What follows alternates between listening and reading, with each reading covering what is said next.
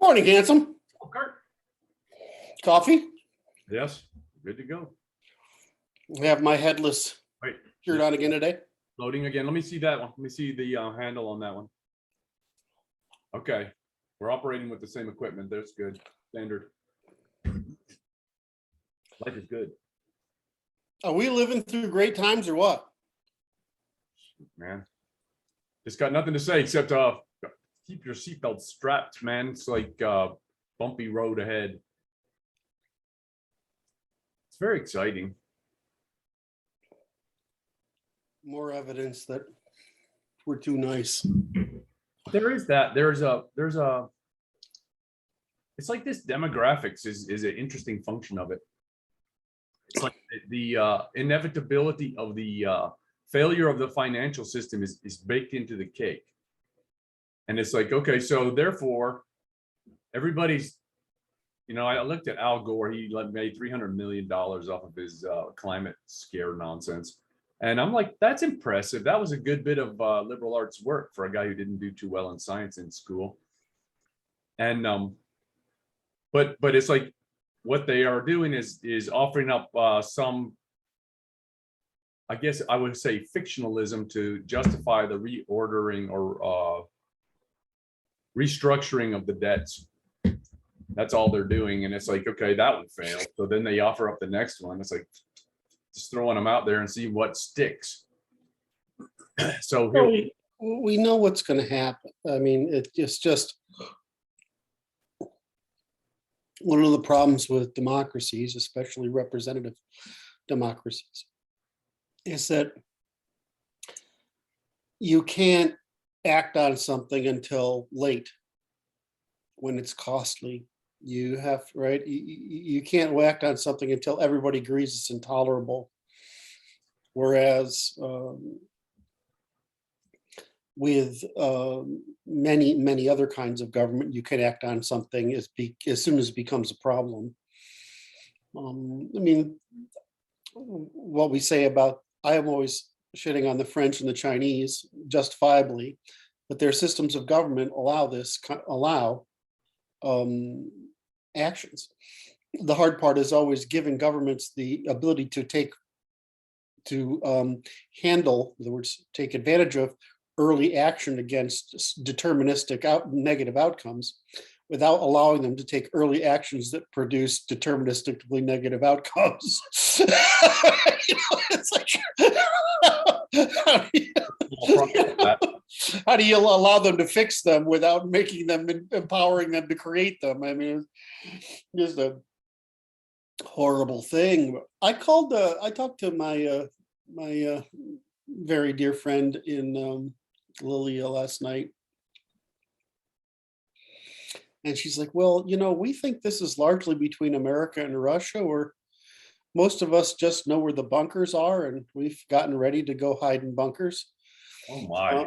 But we think this isn't going to go anywhere. I'm increasingly convinced he can get away with it. Who's he? And what? Putin can get away with it. With what? With taking over at least the vast majority of Ukraine. If he wants to, it's like, it's just a matter of it's whether he's want us to. The problem is Ukrainians, about a third of Ukrainians will fight to the death. And they would have to have a really heavy occupation for a very long time to make it work. And all that would happen is, even if they took Kiev, they just moved the capital to Lviv, because it's basically the capital. It's the cultural capital anyway. So if they took the whole thing, and what's going to happen is there start being body bags. Then the NATO gets permission to increase the number of body bags. So I just don't understand the stupidity of it, because he's going to win. He was going to win anyway over time. So why not let NATO continue to weaken? Why do the one thing that's going to make NATO revitalize? Because NATO's been basically pointless. They just made NATO relevant and necessary again for no freaking reason. I mean, yeah, they're afraid of democracy. They're really afraid of democracy. And yes, Ukraine is a successful democracy. Ukraine's also more like Poles than they are like Russians. In other words, they're more civilized. They're higher trust. Ukrainians are very nice people. Russians are a lot more backward. They're a little more hostile people. So, you know, they probably won't understand what I mean when I say that, but the Ukrainians are a gentler people, kinder, gentler people, like the Poles. And so I'm just kind of exasperated, of course, because it's my chosen home, or you know, I've gone native, so to speak. And so this is a little bit for me like, I don't understand. It's like being an American and having Britain come after you, right? I mean, it's like, wait, I mean, you're the parents. You're supposed to help us, not hurt us. Well, and that's what's happening here is that, you know, they are extremely frustrated because Ukraine does have a viable democracy. And if it can join with Europe, it will get the same results as Poland did, which is about a tripling of their income per capita. Whereas Russia's not making that progress.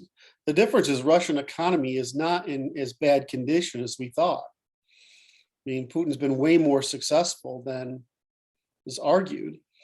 You know, they lost, you know, 0.75% or more of population last year, right? I mean, they're definitely in trouble, but demographically, and they're definitely screwing everybody east of the Urals in order to keep Moscow and St. Petersburg and Ekaterinburg pretty places. But Ukraine is way better off as another European country because it's a fit for them. And this is just makes no sense to me unless the real fear that he's fighting is the spread of democracy to Russia. Because proving Ukraine is a democracy, can be a democracy, is proving Russia can be a democracy. The problem for Russia is with a democracy, Russia's got the problem of Europe. It's going to break into 35 fucking pieces, right? Because they already have that problem. Am I talking too much about this subject? I don't Forget know. it. Like this is interesting. It's like I am of sufficiently agnostic about the whole thing just to kind of sit back and watch and go, okay, just keep clear of all the moving parts, man. I'm not agnostic because when I think of, you know, Kiev is my fucking home.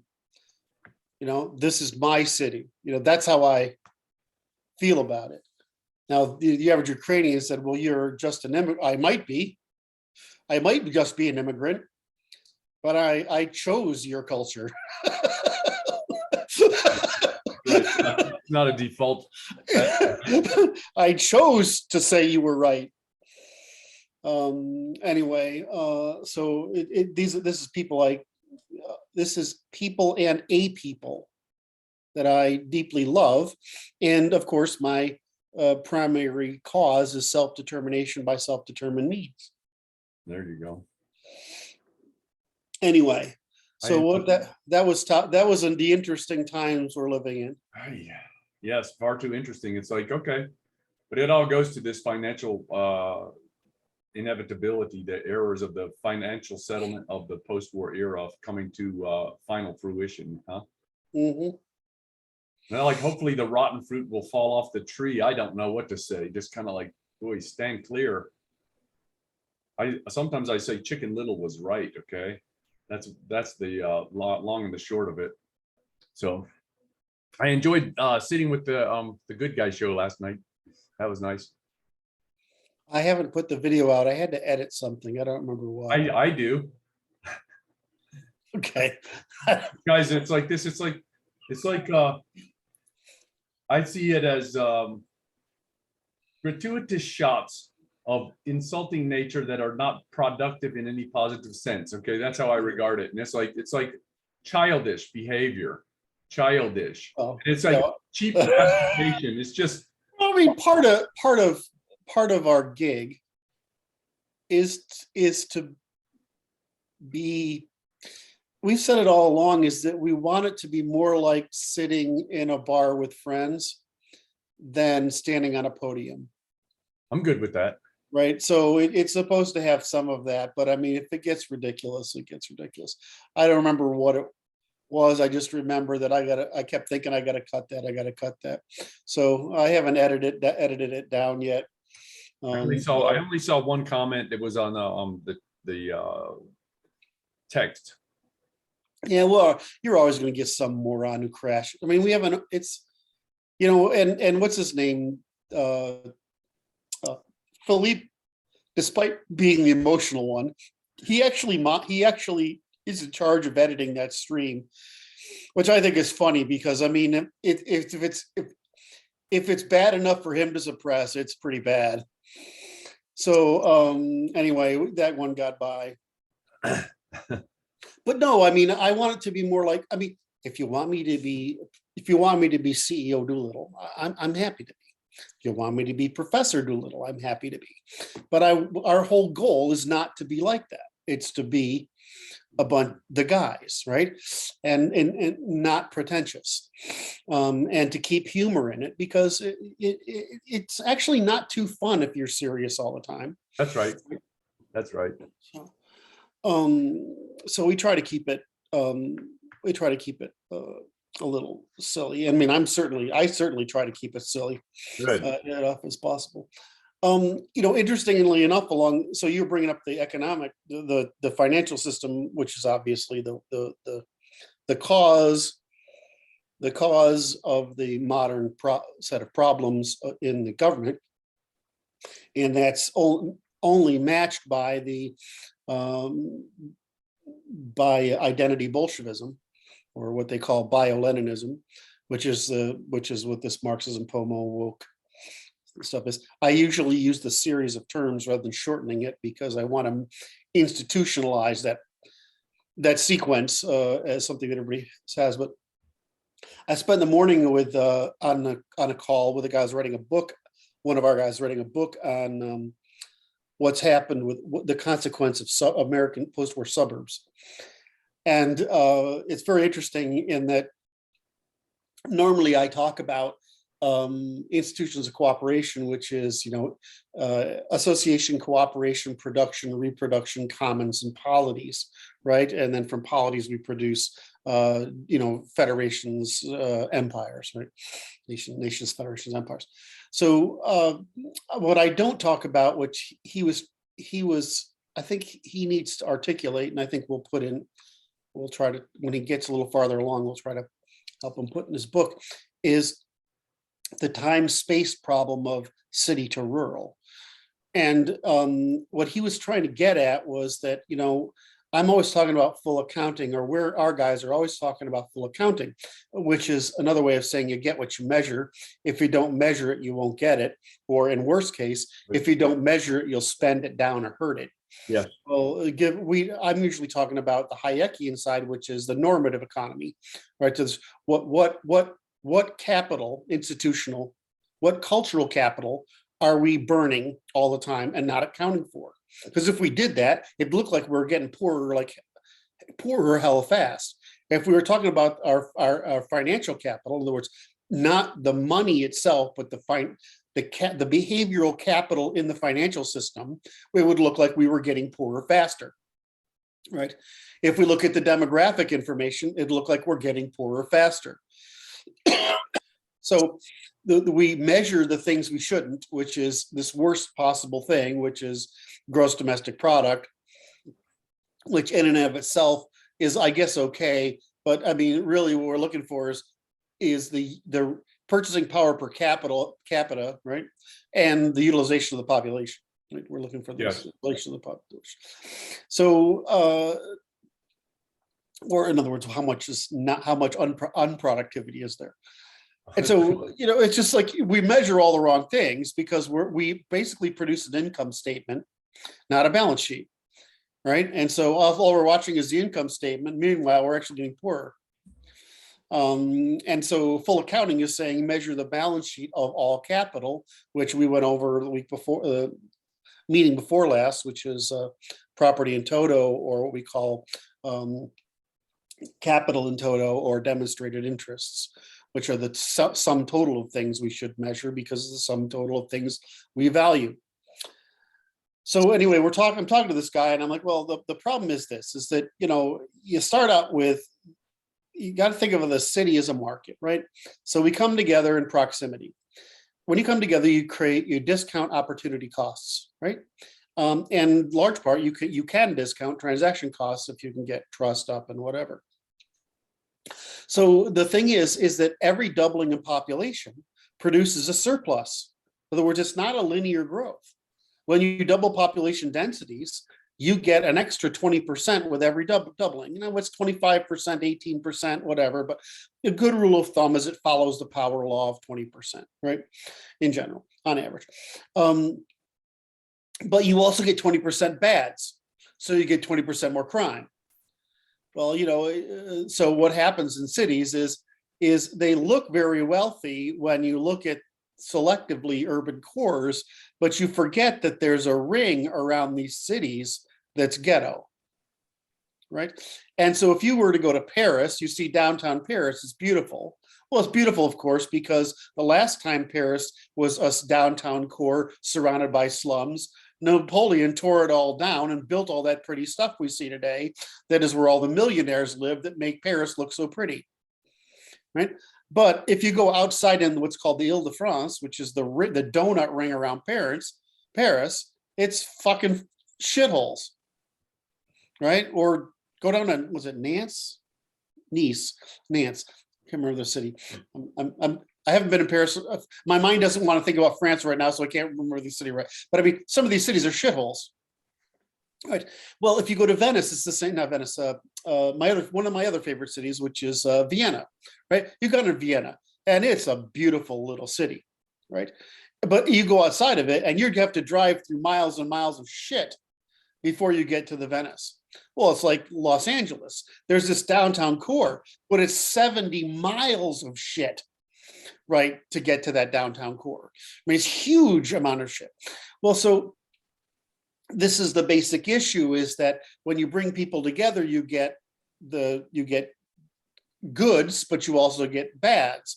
Well, the thing about opportunity costs is it attracts the poor, right? Because that's what they want. They want lower opportunity costs because they don't have as much to offer. So cities become rich centers and with favelas around them. Well, what happened in America, this is what this guy is talking about, is that we developed this thing called a suburb in the post-war period, right? Little pink houses for you and me, right? And so this was car culture and house culture, little pink house culture, and then it became McMansion McMansion developments, and so we had these things called developments. Well, in Canada, they're meanwhile watching us and say, we can't fucking afford that, because you know what? Those suburbs can never pay for themselves. They're debt Ponzi schemes, right? So that's what and so and then, but what happens after suburbs is you generally get light industry, right? You might get heavy industry, a mixture of light and heavy industry. Then you get semi-rural, which is dairy farms and other things like that. And then you get rural farms, which produce wheat and that kind of things. And then you get ranches, which produce steer and that kind of thing, right? So you're talking about what's being produced in each of those rings, right? Right. Each of those rings is a thing, just like all capital is a thing, like all association, cooperation, reproduction, production, reproduction, commons, and polities forms a series of things we have to measure. In other words, they're economies that you measure, right? So we're not measuring the family economy, so the family economy is failing and reproduction is failing, but we need reproduction just as much as we need production. But the same thing applies to the same process applies to geography, right? The same thing applies to class. Out of sight class, laboring class, working class, lower middle class, upper middle class, lower upper class, and upper class, right? You have the same thing going there. Well, we have the same thing territorial, because in really dense space, what are you trying to produce? Largely services, information, trades, you're trying to work at high density of because cities basically market.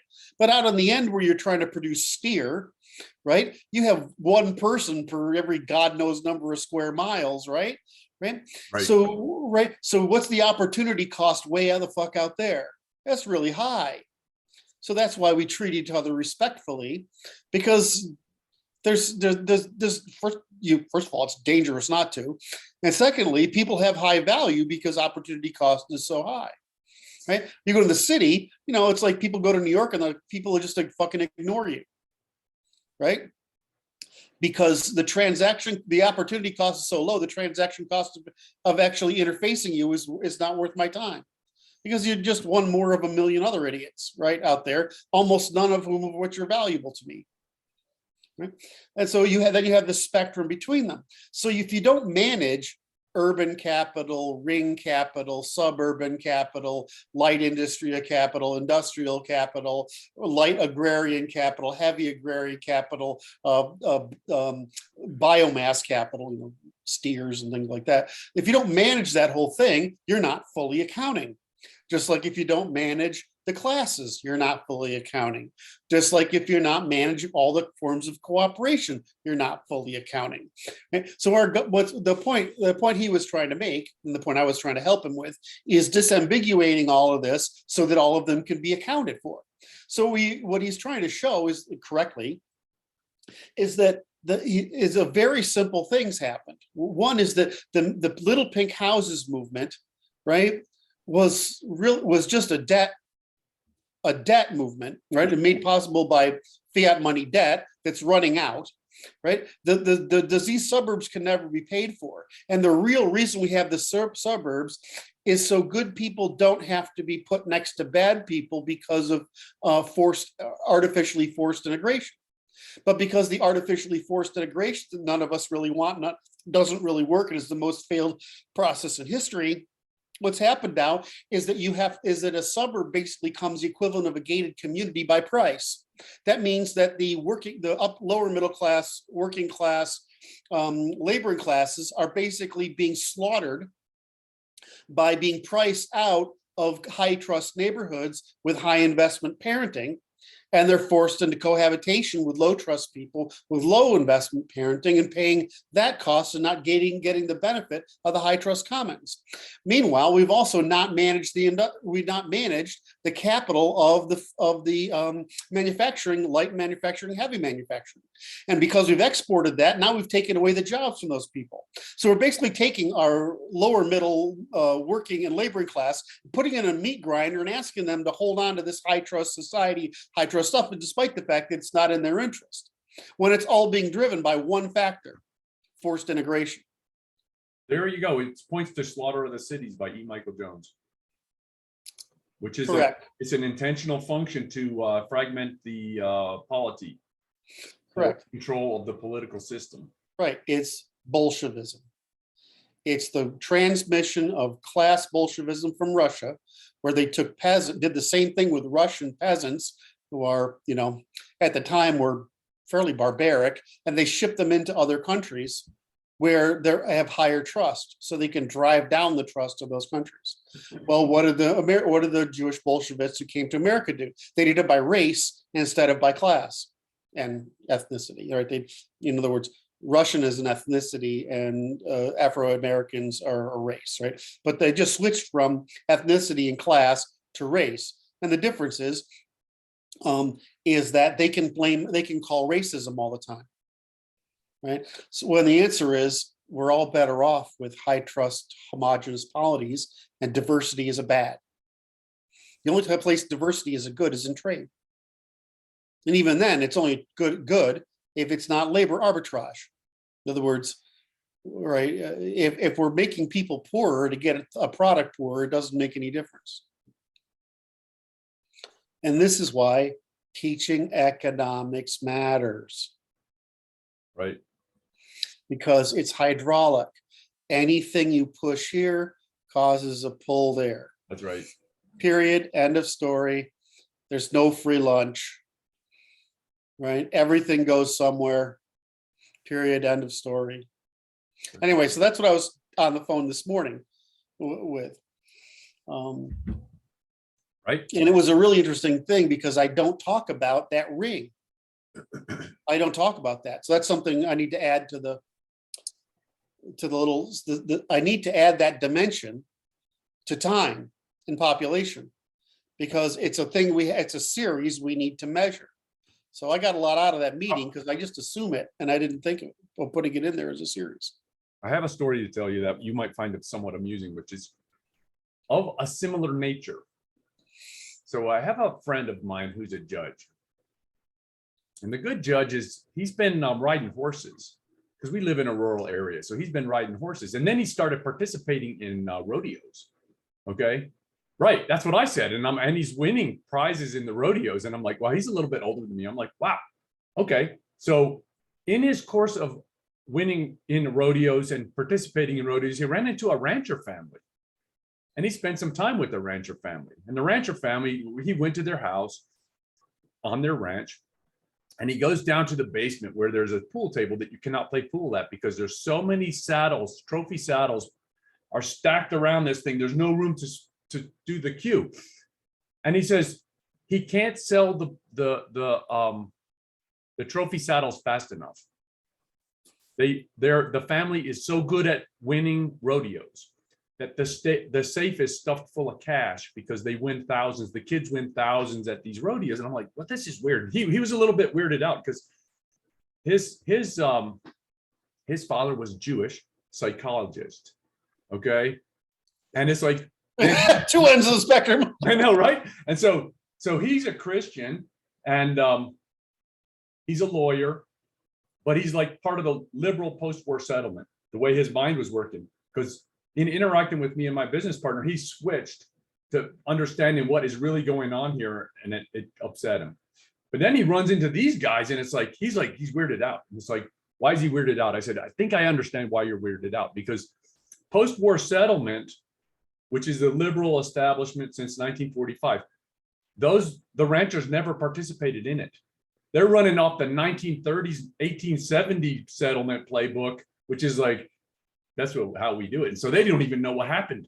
And we're arriving at the next settlement is about to happen. And the ranchers are operating from the old playbook. And it's like, okay, that's a lot of different energies working there. But that's the rural area. When you said they're more polite out there, so it's because they're all armed. So, well-armed society. Well, I get along with them. There's a lot of cost for being disagreeable with people that are probably as disagreeable as you are. So you just mind your manners. You know, it's actually really nice.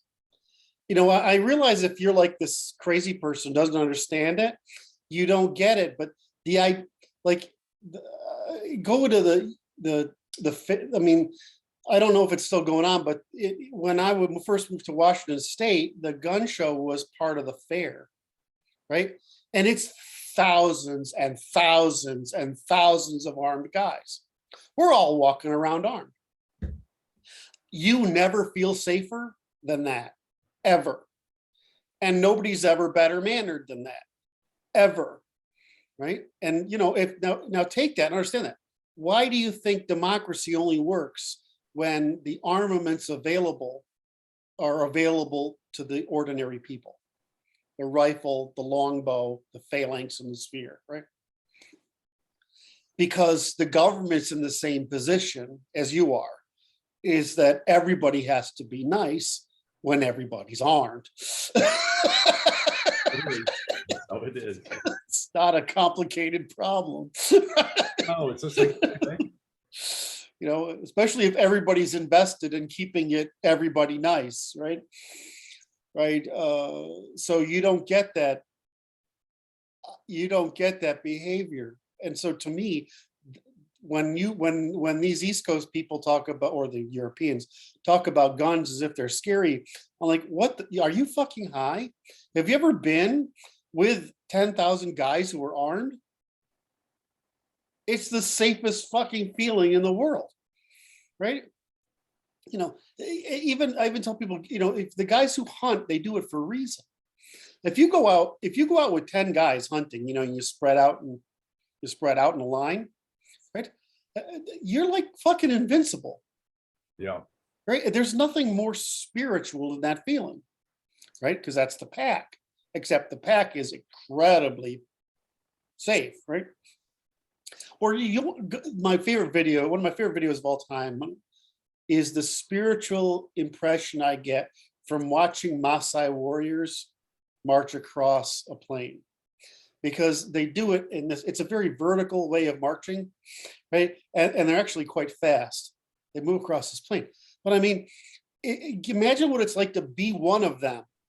Yeah. You feel spiritual, you feel safety in the pack. Anyway, yeah. Where were we?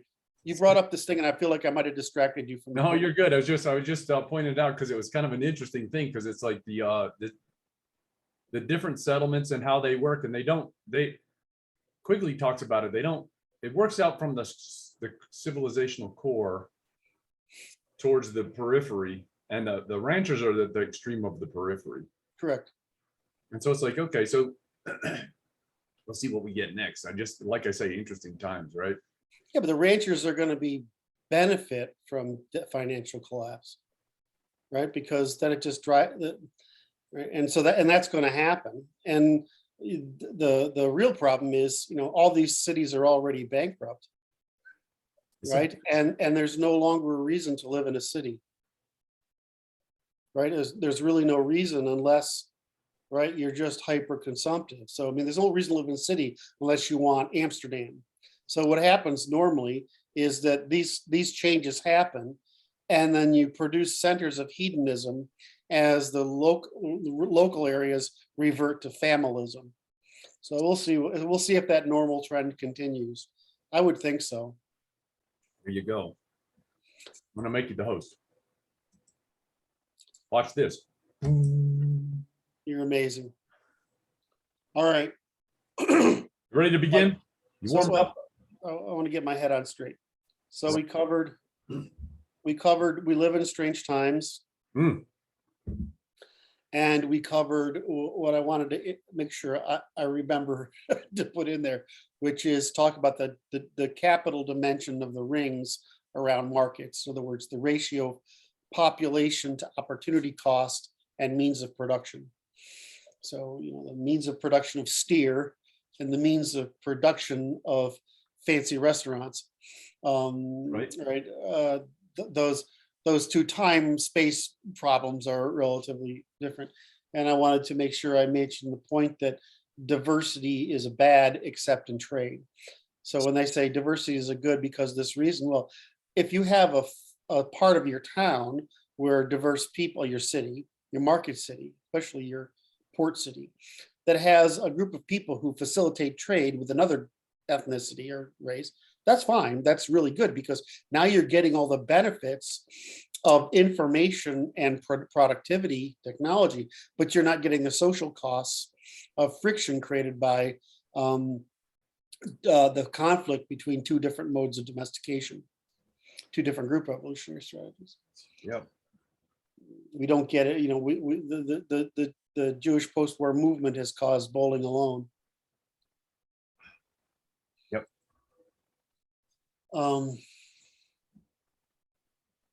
So modes of domestication is group evolutionary strategy. Yeah. Yep. Okay. All right. So I wanted to talk about that. And then I prepared a little bit trying to say, well, because we've been over this, we've covered, we're in the process of enumerating the series, right? You wanted to know what the series were. Those series end up being in the Constitution as laws of behavior, systems of measurement for behavior. So we're trying to work through them, and in doing so, sort of teach the system of measurement by what we normally do, which is we disambiguate, serialize, and operationalize, right? So that we turn everything into a series of measurement.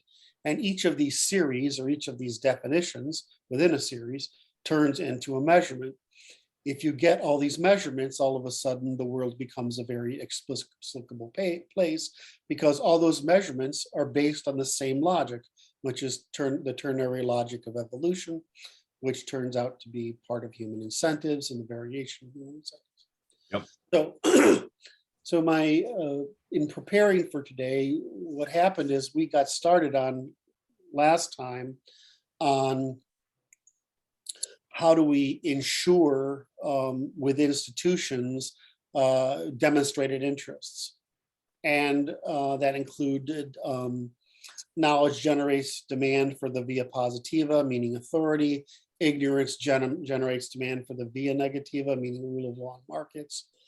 And results generate demand for via utility, which is discounts. And then we went over what causes disagreements and disputes, and how those disagreements and disputes generate a demand for rules. And societies basically solve the problem of evolving more through incremental suppression of via negativas, right, into laws, which then we positively frame as via positivas, so they'll become prescriptive. So we take what doesn't work, right, and we say what does work from that, and that becomes the via positiva, because we want via positivas because they tell us what to do, more so than we want via negativas on what not to do. So the problem I had was that I couldn't find my incremental suppression chart and we ran out of time. So I thought I would continue with the same basic understanding and tie something together with my incremental suppression chart. Okay. And this is one of those. I wish the chart I'm going to show you is less obvious than I wish it was. Triangulation becomes very obvious. I need to integrate this into triangulation somewhat so that I can show that what the vertical axis of the pyramid consists of. It consists of incremental suppression, right? So the higher the peak, the more surface area, right? The broader the base, the more variation available, but we have to incrementally suppress, because every increase in the ability to do something new generates an equal proportional increase in the ability to do something bad, right? Oh, yeah. Or almost better at inventing bads than goods. Right? So I'm going to toggle over Okay. to that screen, if that's going to be okay with you. Yes. Does what I said make sense so far? Yes. Can you see? Laws as a group strategy. Right. So here's where we left off. Preservation by institutional assurance of demonstrated interests, right? Knowledge generates positive, negative, and the results generate utility, which is values, traditions, norms, habits. We evolve via positiva very often through this conquest of via negativas. Does that make sense? As long as that makes sense. That process is called incremental suppression, I call it. I get shit for this term all the time. Why? Because if you're in the libertarian community, you hear Hoppe say forcible removal. Some people need to be forcibly removed from society, right? And so for some reason, incremental suppression by forcible removal became somewhat of a thing for a while that was really humorous. I think it's because it sounds so too intellectual, right? Incremental suppression, but it's like a gentle word for an ungentle thing. But I mean, we use the word genetic pacification for domestication, right? It's the same thing. You're just genetic pacification includes hanging people and natural selection, right? Limiting reproduction. But incremental suppression is the means by using institutions of law to incrementally suppress irreciprocity, leaving us only reciprocal actions. So here's my diagram. Okay, here we go. Okay. Now, it's good. I don't know what I did this for. This is really old, right? So what I'd like to look through look at this series right here of these black text: violence, theft, blackmail, fraud, omission, obscurantism, obstruction, profit without contribution, creating externalities, free riding, privatization of commons, socialization of losses, rent seeking, monopoly seeking, corruption, conspiracy, extortion, war, religious conversion, overbreeding, immigration, right? So this is a scale of criminality, right? From direct and physical to indirect and demographic, right? It's a scale. And so I've categorized these as criminal, ethical, moral, political, and exclusionary prohibitions, right? So this is a scale of incremental suppression of irreciprocity. It's not hard to get rid of some violence. It's hard to get rid of theft, blackmail, and fraud, and it gets increasingly hard to get rid of these things. And some places can never get above them, or groups get above them. Right. My original bit of humor was to show that Rothbard's libertarian voluntary exchange is only here, but that's actually false, because he really doesn't prohibit blackmail. So libertarianism allows all of this, which is why I say it's not ethical. It's just a means of preserving every way of lying, cheating, and stealing other than theft and violence. There you go. All right. Now, this also produces a demand for authority. So there's a demand for authority that's quite high, right, down here. Yes. And it decreases as you go here, because you can use systems like the more institutions you have, the more institutions you can have. So if you develop, basic property rights by self-insurance or basic defense, basic property, basic norms and traditions, if you eventually get to where you can produce courts, you can incrementally suppress all these things. But it's a complex hierarchy of technologies, right? Which each one depends upon the prior. So next, it's like, so if you have a high demand for authority down here, you can get there. The problem is homogeneity versus heterogeneity. So if you have a homogeneous population, this is pretty easy to do. If you have a heterogeneous population, it's increasingly harder to do. Right? So this is where you get low trust property rights and high trust property rights along this spectrum. So all it says is you need groups need a market for the suppression of irreciprocity. And the degree of trust in inequality is merely a statement of the success in a group producing the market for the suppression of irreciprocity. And we call that market for suppression of irreciprocity the court, because the court's a via negativa institution. All it has to do is suppress irreciprocity. The court is, however, in a position where it must deal with the necessary conflict between via negativa irreciprocity and the state's attempt to limit cooperation or include production, or to oppress and steal from people, and by creating via positivas, because that's what legislation largely consists of, some sort of command. So there's natural conflict in the court. So what you want, of course, is the least conflict between suppression of irreciprocity and the via positiva production of commons.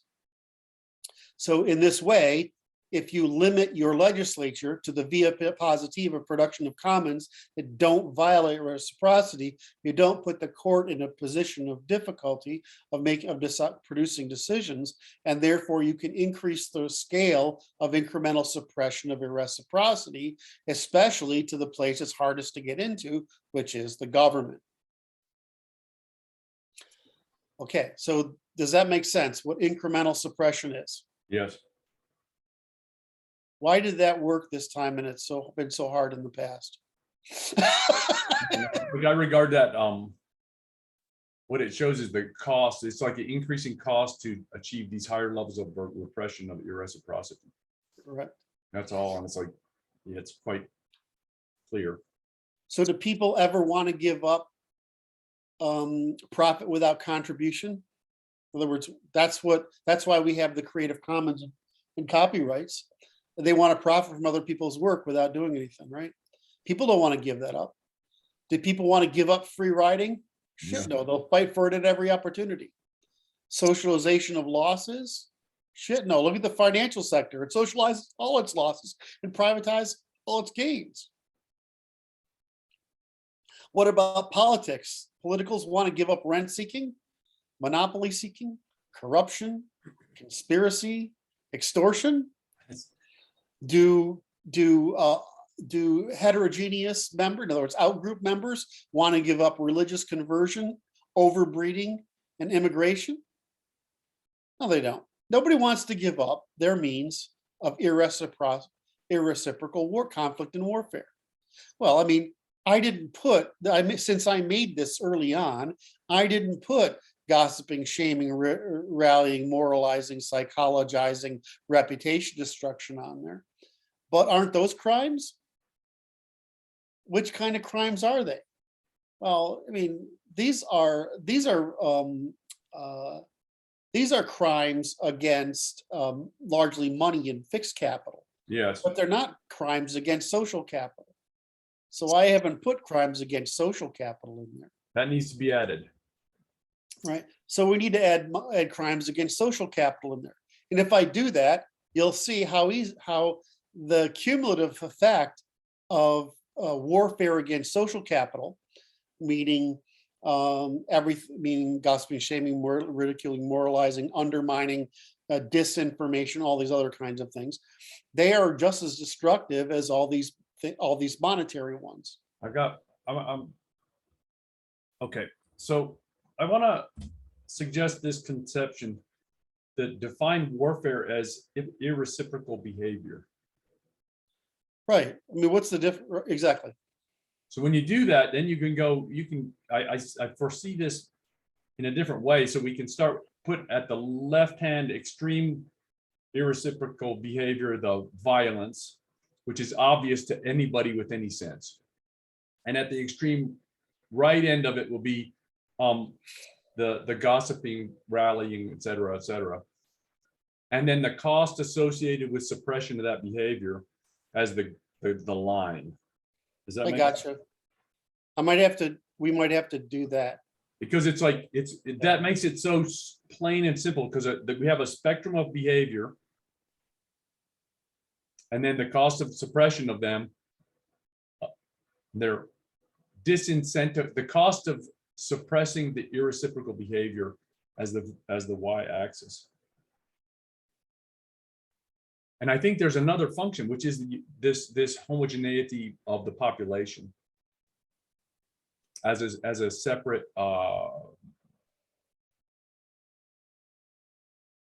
axis.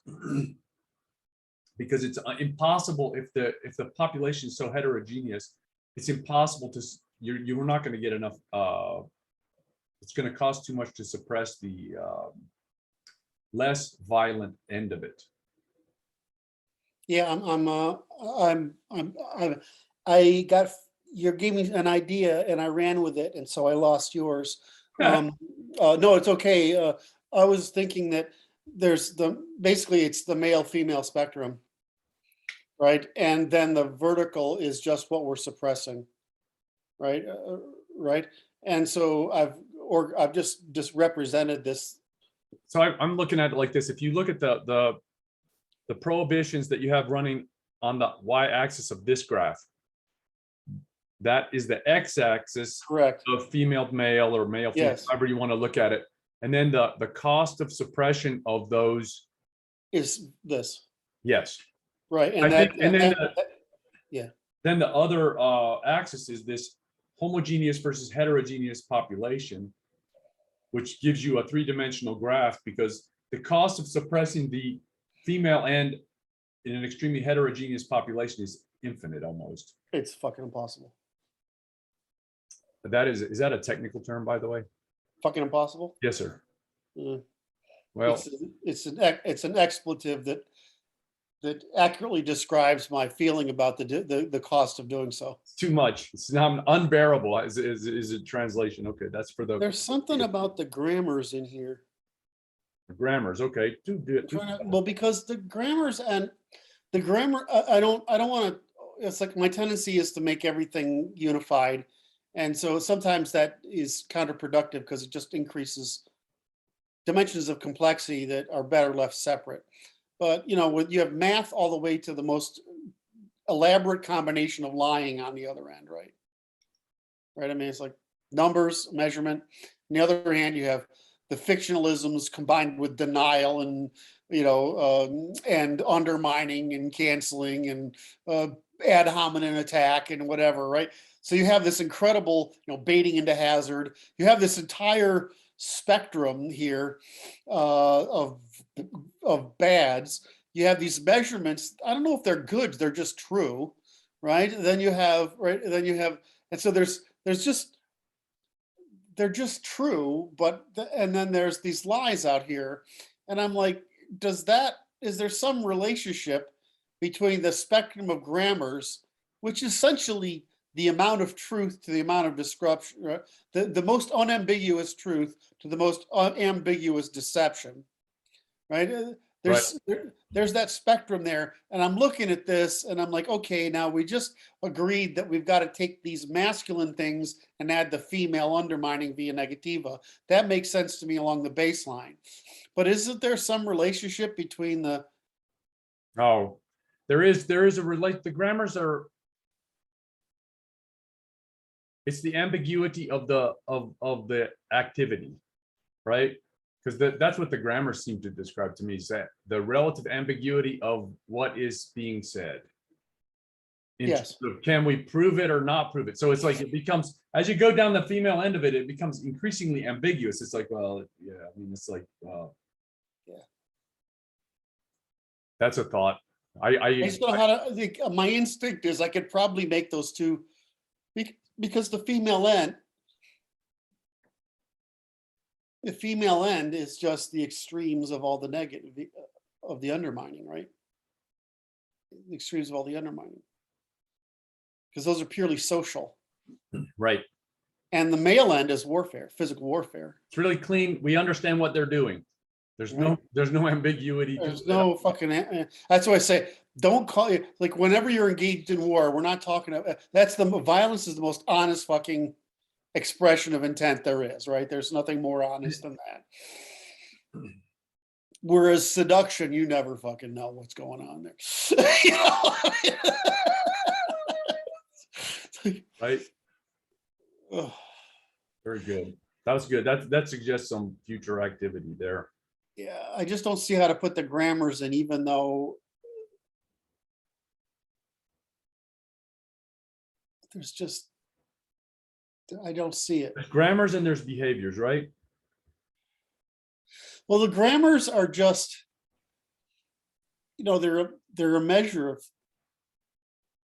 at one point they're a measure of truth in the middle. And then there's the problem with math is, yeah, it's true, but the meaning has been removed. Then you have truth, like testimony, but the problem is sometimes you need to transfer meaning in order to get to truth, right? And then after meaning gets all the way to how abstract does this meaning get, which is like storytelling. Because that's really what meaning transfer is. You tell a story. Right, a story creates a model creates a model creates a model, right? A narrative, which you can sort of test, right? And it's very intuitionistic. I mean, it's empathic and right, and it's empathic and sympathetic. So and it can eventually become rational. So, but then you get into deceits, right? And so, well, not all fictionalisms are deceitful. Some myths are telling fundamental truths that last over time. That if you made them more precise would be criticizable. They have to be stated as myth, right? Right. But then there's, pseudosciences. Well, sometimes that's the only way to get something across. Anthropomorphization or the use of magic, because you simply don't understand the causality, so you can't say it. So, but then there's the undermining, right? The Right. undermining. So I would point to this is like, it seems like, say we look at this behaviors on the x-axis from violence to extremes of feminine behavior. Okay. And if you go feminine behavior, which is industrialized lying, is different than feminine behavior, which is a couple of housewives talking over the fence. And you're not going to suppress that because it costs way too much, man. The guy's not only that is that it's that's the equivalent of haggling, right? An awful lot of what women do is signaling, right? And a lot of the virtue that's signaling is anxiety suppression for both parties, right? So that's fine.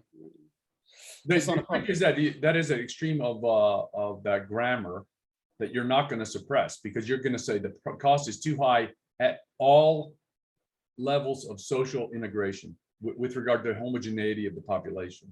Yeah, well, you smacking me in the head for saying something rude to your wife isn't an antisocial behavior either. That's just a minor correction, of course. Yeah, I mean, that's like necessary, right? I mean, I'm like, I've had to drink and I was accidentally rude to your wife. You slapped me one and I'm like, oh, fuck, I shouldn't have said that. You're right. Right? I mean, that's not a problem. She knows where I sleep, man. So, I mean, it's the same thing with women, and there's antisocial behavior that's got a pro-social purpose, right? I mean, the problem is scaling them beyond their capacity. Right. So the issue is when you look at the suppression is suppression is at a cost to society for a benefit. And it's limited because it costs too much to suppress it all. You can't do it. You can do the thing is, you can do an awful lot. If you could convert to a via positiva, in other words, a norm, a tradition, an institution, right, a law, right? You can convert it to education and religion. I mean, religion basically is indoctrination, right? Education is, well, environmental saturation, right? Institutional enforcement. I mean, what happens is you get to you become very sensitive to variations in signal, manners, ethics, morals, speech, whatever. And so that enforcement becomes natural, right? Because your people are in a position where they can easily detect variation. Right? I mean, without even understanding what's going on, they can detect something's not right here. Right. And so they self-select out of the opportunity for something harmful. The hard problem is when you give people power, governments, people with money, militaries, priesthoods, education systems. When you give people power, the media today, which is basically a priesthood, when you give people power to influence or coerce others, you have to be able to produce a market to police it. And so what's happened in our group is, in our civilization, is we said freedom of speech, not freedom of truthful reciprocal speech. Truthful, warrantable reciprocal speech. Truthful, reciprocal, warrantable speech. Yes.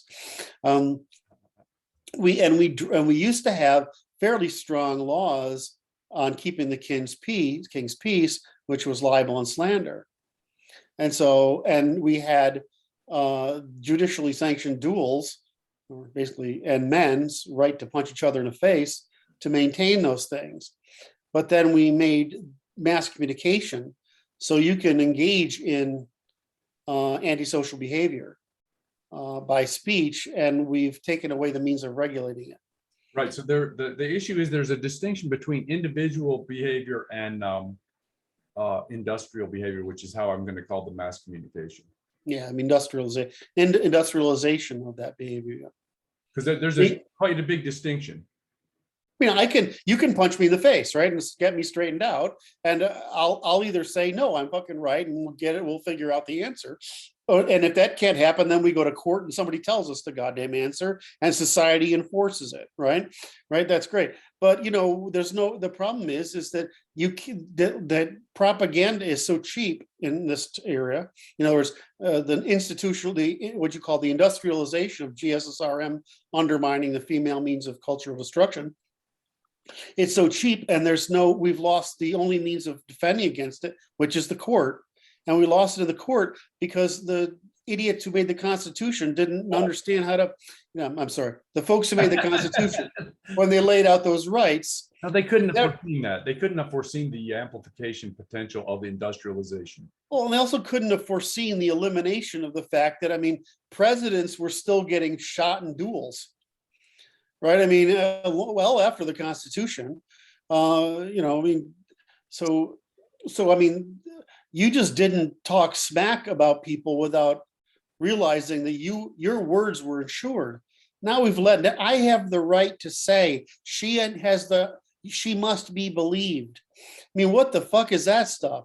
That's not free speech. That's free lying. The presumption of free speech is that we're having a debate constrained to the truth and the moral, the true and the moral. There you go. Well, so we let it out of the box, and then we let women out. Of course, it's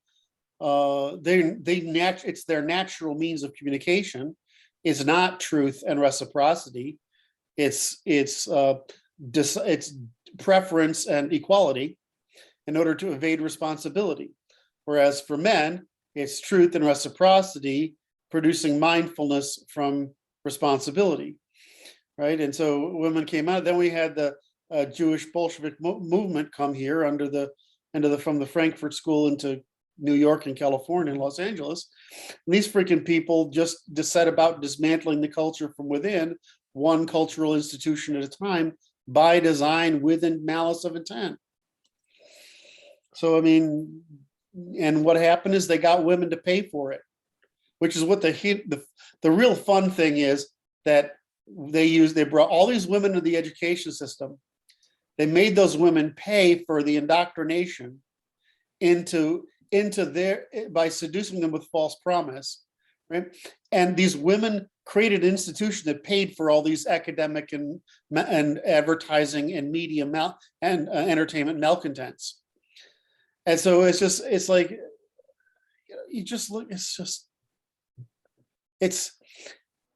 one hand, it's so evil, it's unimaginable, right? That women could be such suckers, it's unimaginable. And the fact that, I'm trying to get you. I'm trying to get a reaction out of you. The audience knows I'm trying to get a reaction out of you. But to some degree, I'm pandering to the audience because they have these frustrations. And so let's just be honest. I know what I'm doing. You know what I'm doing. We all know what's going on, right? I'm trying to make people feel better. So we all know what's going on. So the reality is that that we just create this beautiful debt finance system of women financing women as soldiers to destroy the civilization from within, under the false promise that anything other than a compromise between the sexes can exist. Right. And it's like, what's interesting, I'm studying the manosphere yet. I still study it even though it's disturbing, right? Oh, I can't do it anymore. I can't even look at that stuff anymore. It's like, okay. It is just absolute destruction. And the interesting function of it is you talked about sterilization of the polity last week, and it's like, this is what it is. It's like, just birth rates are crashing like crazy because it's like the women can't compromise with the men. They're unwilling to compromise. And it's like, because they deserve better and they've been trained to believe so. They are fully indoctrinated into their. I think you have to find a smart woman who has the capacity to self-reflect. A smart, educated woman. She's got to have a lot of experience, like in sales or something, where she's had to deal with a lot of people. I'm thinking of one woman who's worked for me, and she's a marketer today at Google. I won't say any more than that, right? She's quite competent, and she's worked around the world. And she said, Well, the truth is that women never think about men. All we care about is what other women think. And once you realize that the only purpose of men is to increase our ability to influence what other women think about us, then that's the limit of it. And so once you know that that's what's really going on, that we don't even understand that's what we're doing, but we don't care what men are invisible. The only men that aren't invisible is men that can make us look better and raise our status with other women. But otherwise, men are invisible. Wow. And once you understand that's what's going on, it's a lot easier. So the problem is, okay, well, you got to always flip it around. Say, what would happen if men did that? Well, we used to. I mean, it's called Greece, right? You can treat women as women and wives and having reproduction as just another military duty. They're not to be taken seriously. They have nothing to contribute. Their job is to produce offspring so that we can keep the army running, right? And if they do that well, that's great. And if not, you beat them until they do, right? And so if women want to go their direction, men can go our direction. And in all cases, we're way hell scarier. So the compromise is always better, because we're perfectly happy creating a micro tribe with a woman, right? And we have a compromise, right? But if you don't want to compromise, fine, we won't compromise either.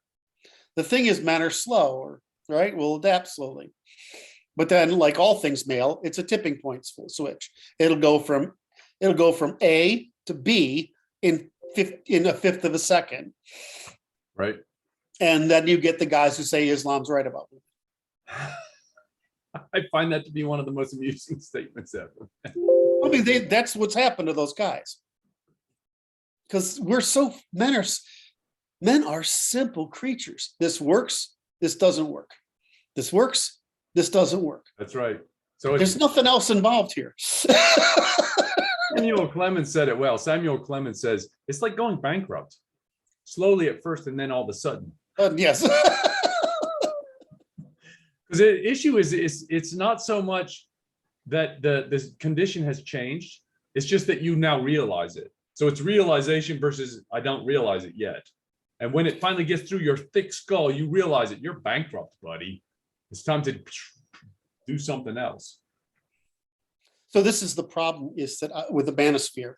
Okay. Is that MGTOW, etc. Men going there. Yes. Waiting for women to come around. These are all not solving the problem.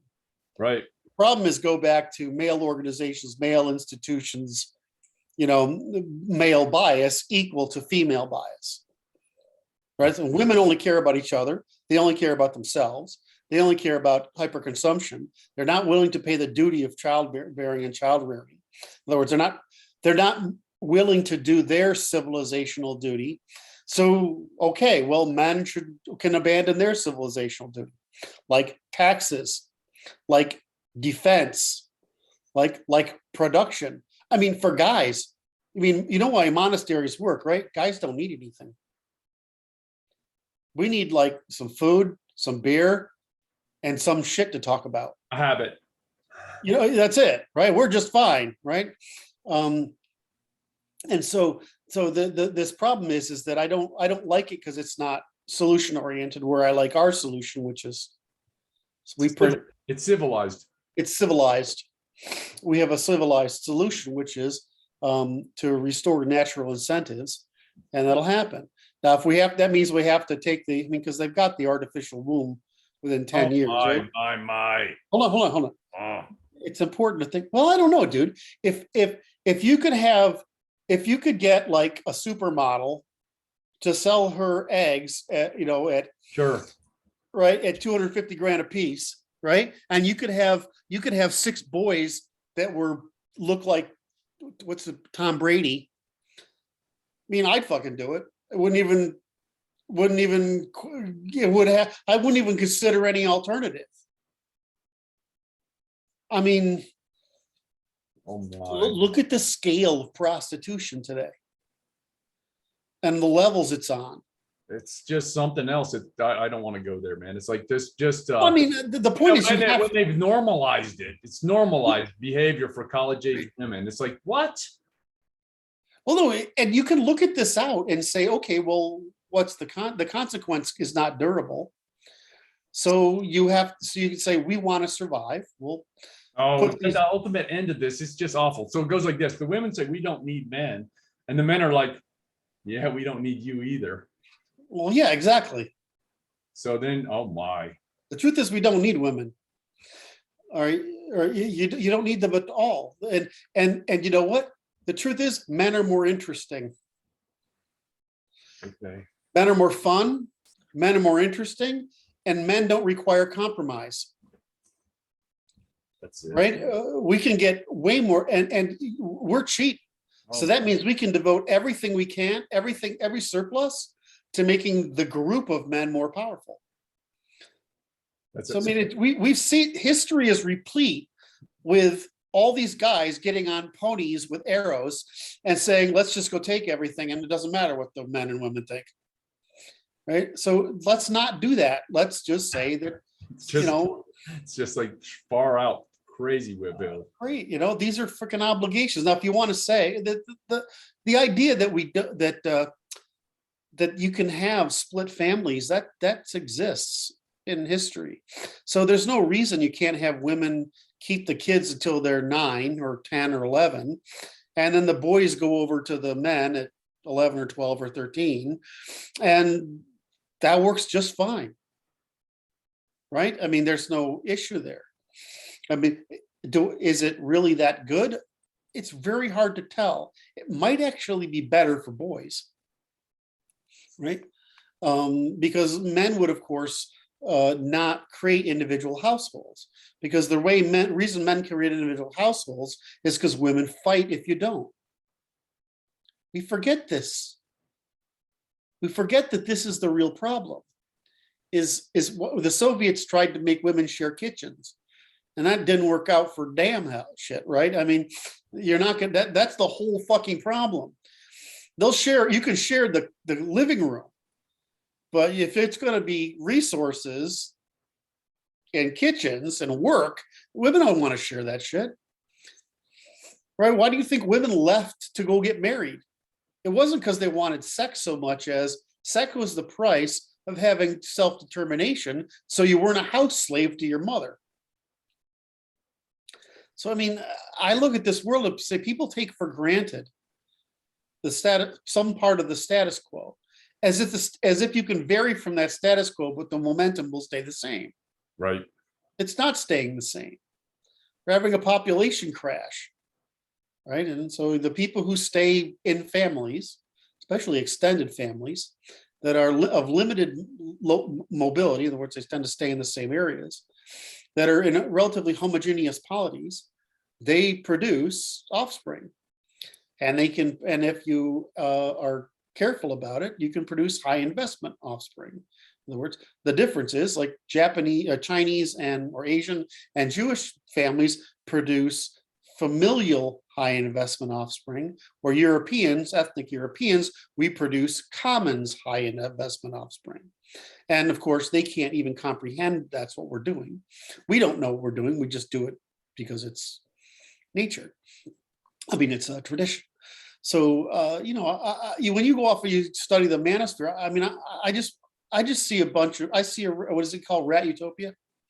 Oh, yeah. That's it. It's Rat Utopia, man. I'll explain that one for the kids, man. That's like Rat Utopia is the scientific experiment whereby the scientists created a rat utopia, in which you put the rats in there and let them have as much food and playthings and run around places, and just a grand time for everybody was had until the population crashed because of the they call them beautiful mutants or something like that, in which there were rats that just cleaned themselves and ate and they put out the wrong signals.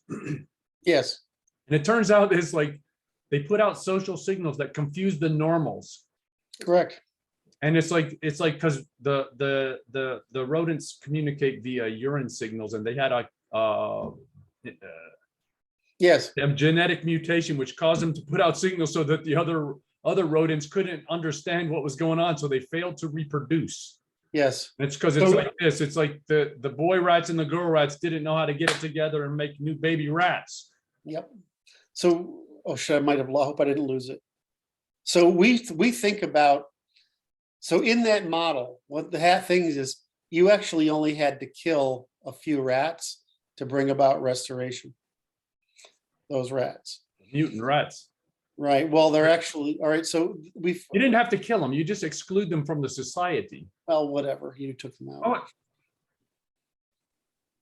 that was a, go ahead. Shit, I lost my goddamn. Oh yeah, you'd only have to eliminate, which is remove from the social environment the mutant rats.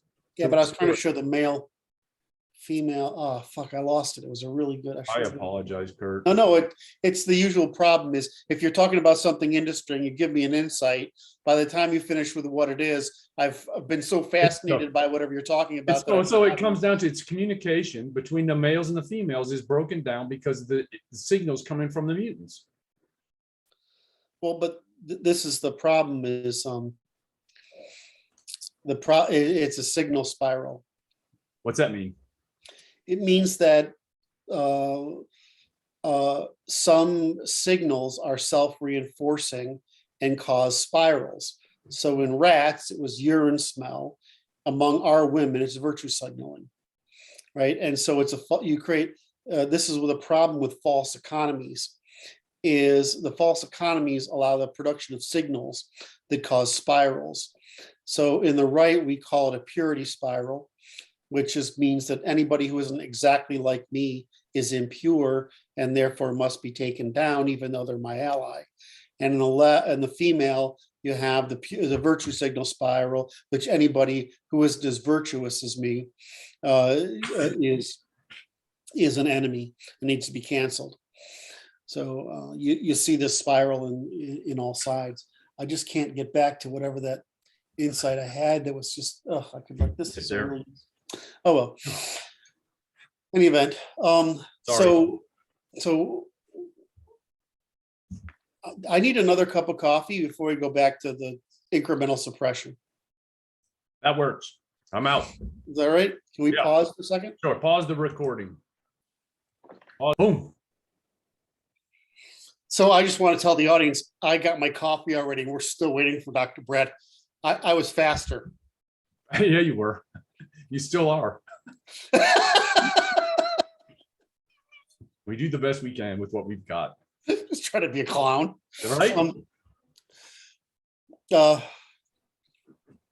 how long for your coffee is going to be ready? I can hear it. It's starting to boil right away. We're good. I'm ready to go. I'll have What kind of machine do you have? Don't you have one at least? Mr. Coffee. You don't have a Keurig. It's a cappuccino maker. Does it use pods? No, it uses a little thing and it makes steam and it pushes it through there like use. Oh yeah. The Italians generated that device, which I'm very impressed by. Steam powered coffee maker. I'm like, wow, who thought of that?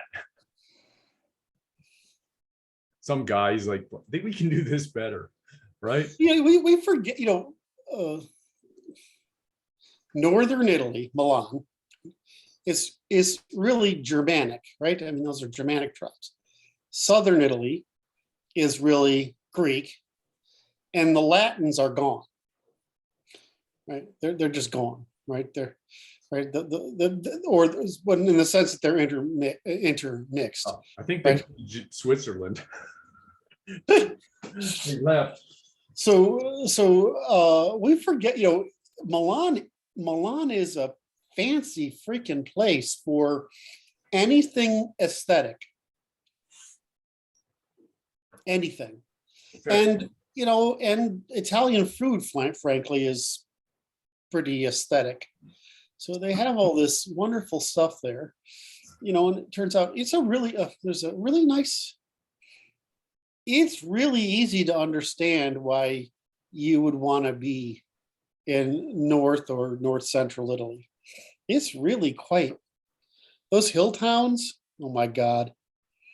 I spent quite a bit of time there and I kept thinking, I'm never going home.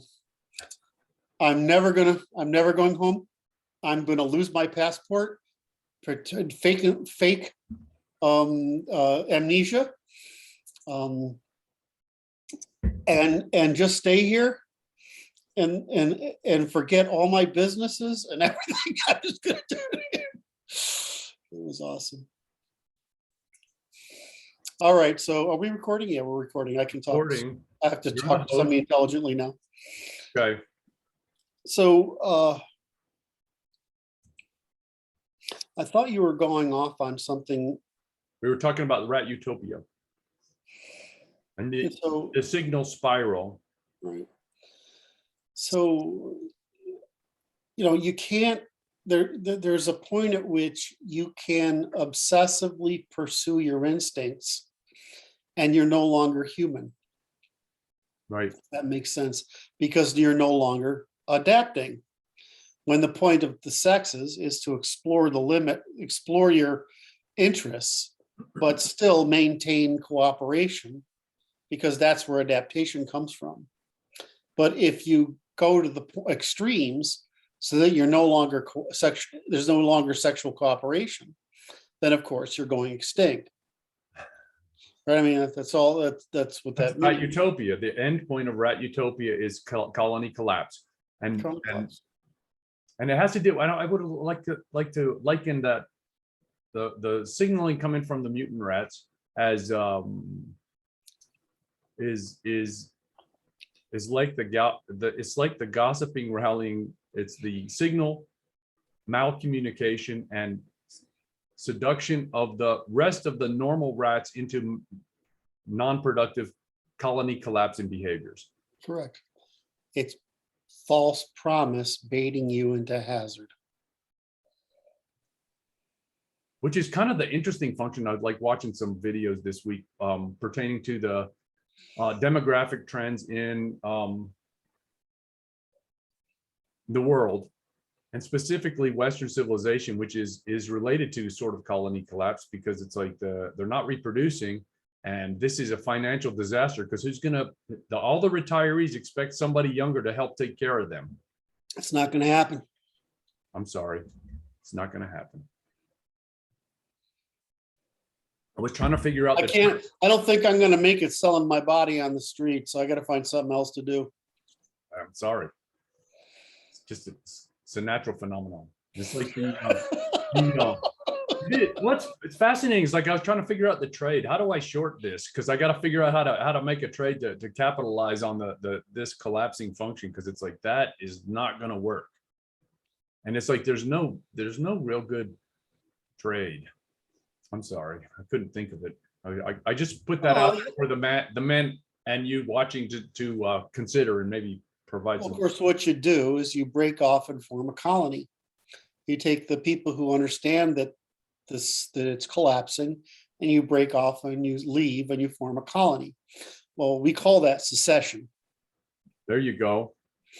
And so the answer to the problem is, of course, is if your numbers can't fix the system, you exit the system and build a new one. It seems to be what's going on. Well, it is, except that these fuckers are following us. It's like, I think what's being done is like there's a refractory at work, which is the emigration from New York, Chicago, Illinois, Chicago, and California to the normie states, which we call red, is increasing. It's just amazingly high rate of the problem is, are they bringing their bad habits with them?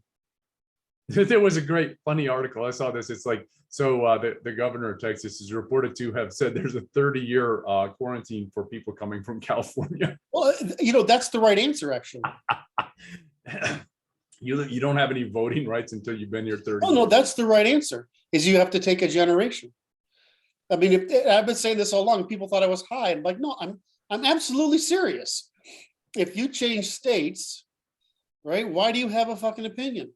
Because you're admitting that you were doing it wrong before. Because you're a defector. Yeah. So why, and after a generation, you have to integrate. So fine. But I mean, look what's happening to Austin because of the fucking Californians. I got nothing to say. Stupid fucks. Very good secession. There you You know, go. it's either that or that, you know, the right answer, of course, is that's true. Plus, you need meritocratic voting, right?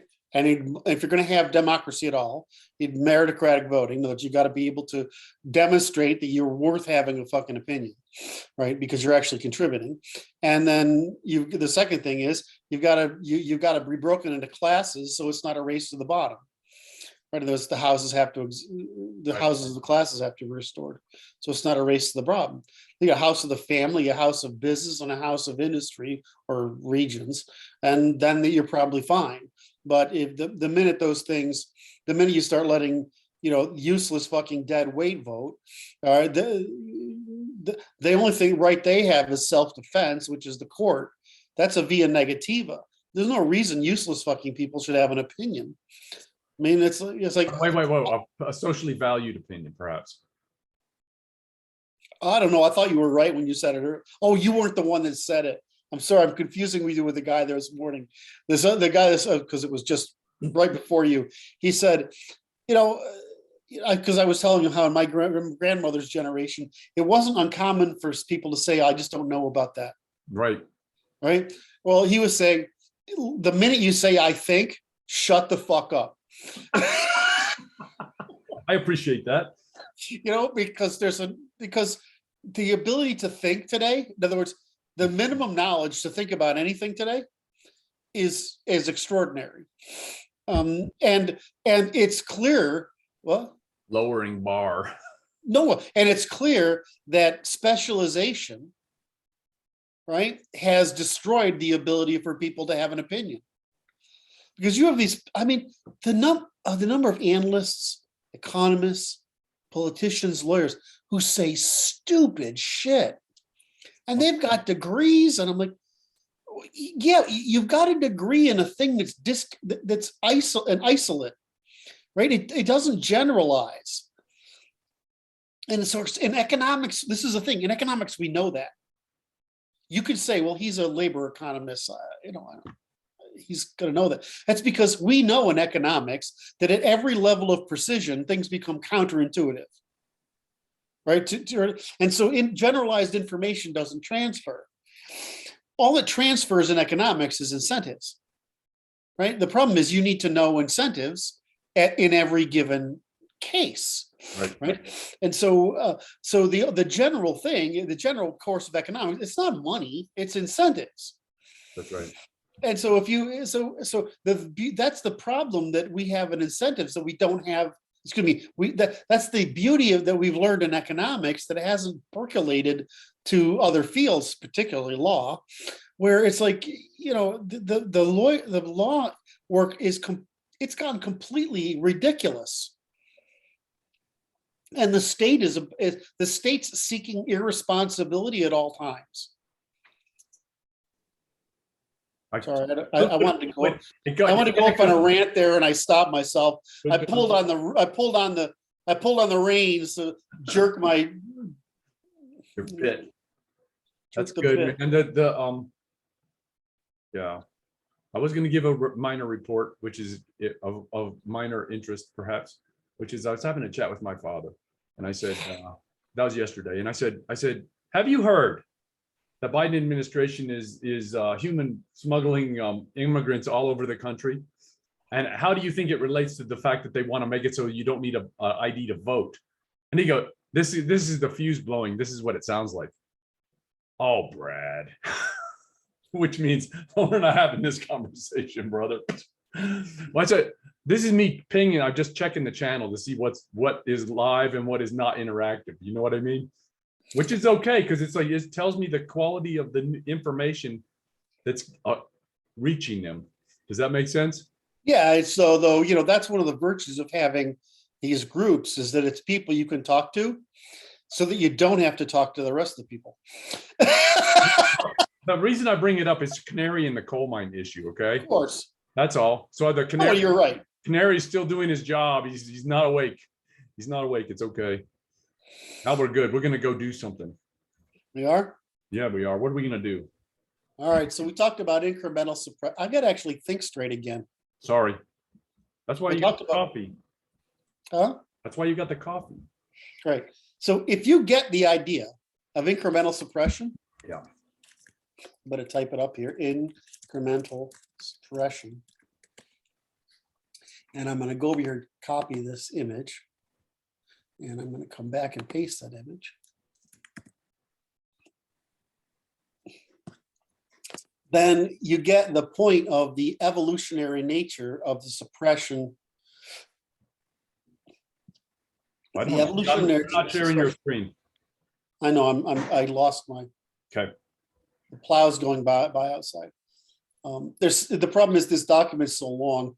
I'm still scrolling through it. That's right. There it is. So we go here and I can share my screen and I can go back to Google Chrome, share. Okay. You can see incremental suppression. There we go. So what we have to add here is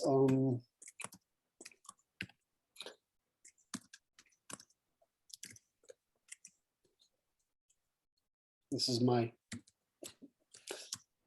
so undone is from programming. Yeah. Undone is the triangle, map to triangle. Yeah.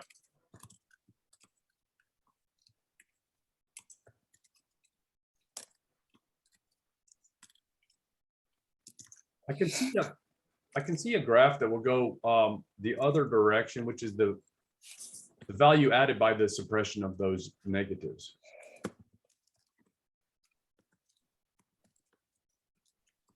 There's a negative triangle and a positive triangle that is associated with the same thing. So let's see what happens. We put it into operational terms. What's happening? The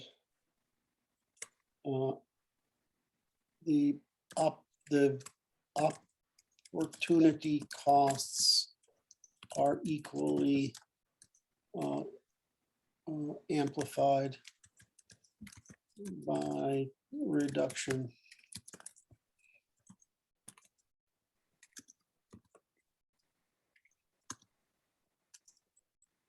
yes, opportunity costs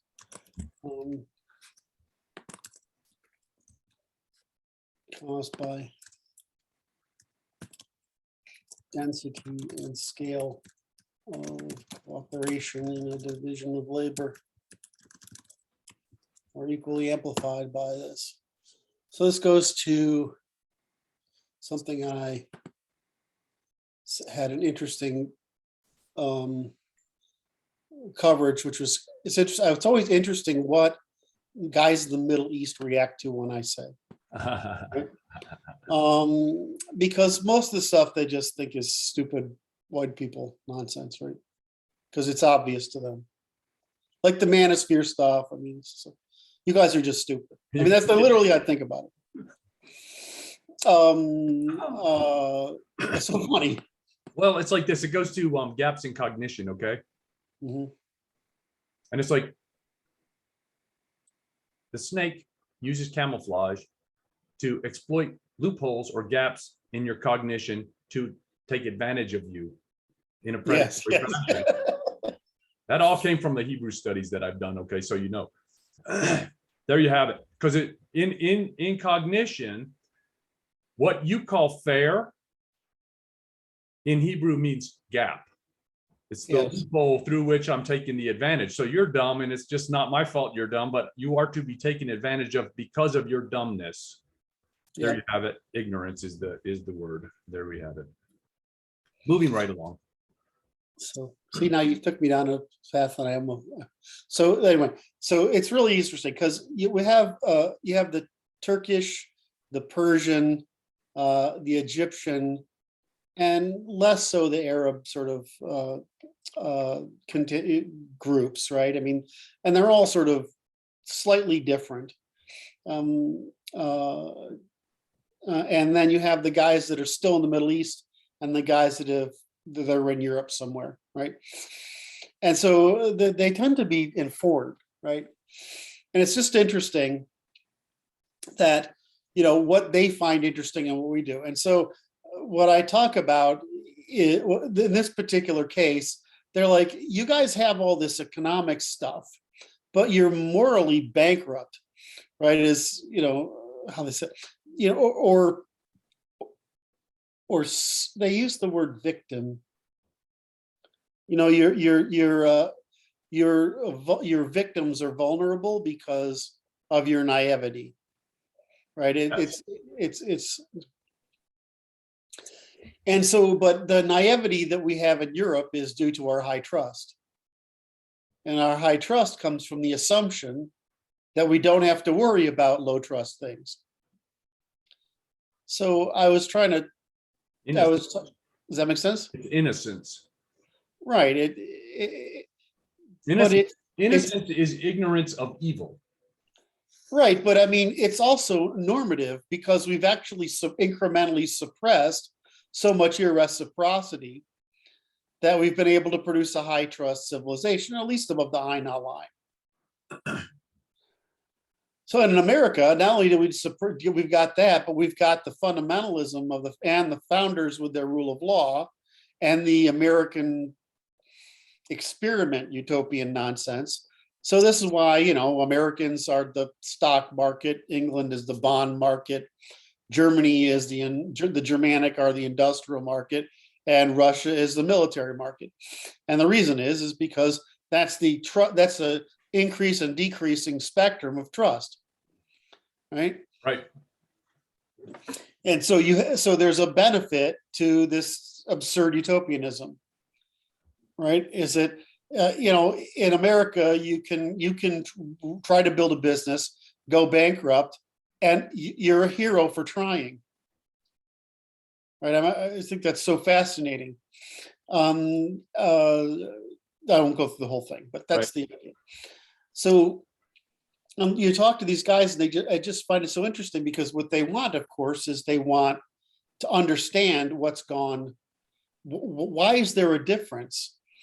If you guys are naive and get this wrong, but you're rich, and we're not naive, but we're not rich, what's the answer, right? I mean, so the way I asked it was, I asked this as a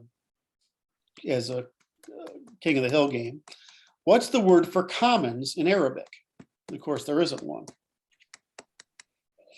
Right. And so I know that, right? I'm asking the question because I want to foster the discourse without, being a dick.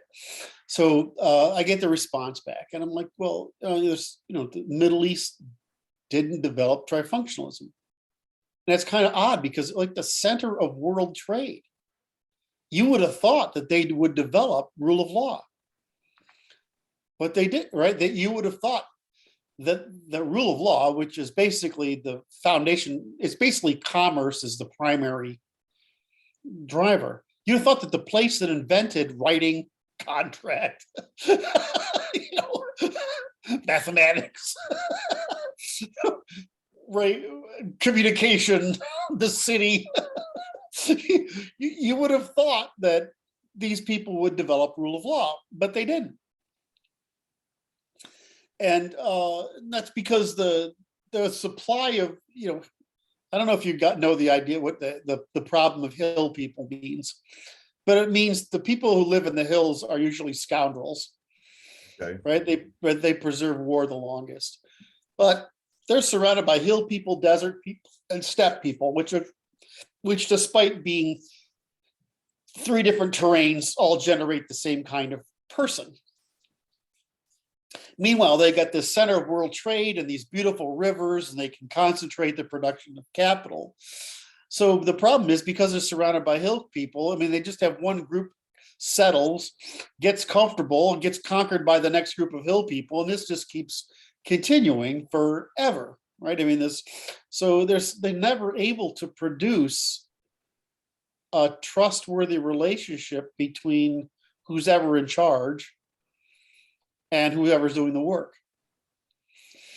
And essentially what happens is the Middle East maintains multiculturalism. It's Babylon. Right, exactly.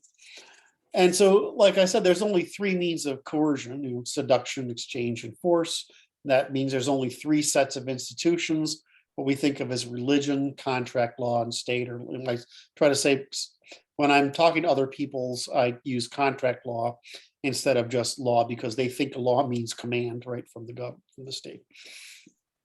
So religion, reciprocity, and which is contract law, and state, authority, force. It's military. And then, I'm sorry? State is military. The state is military. And contract law is more like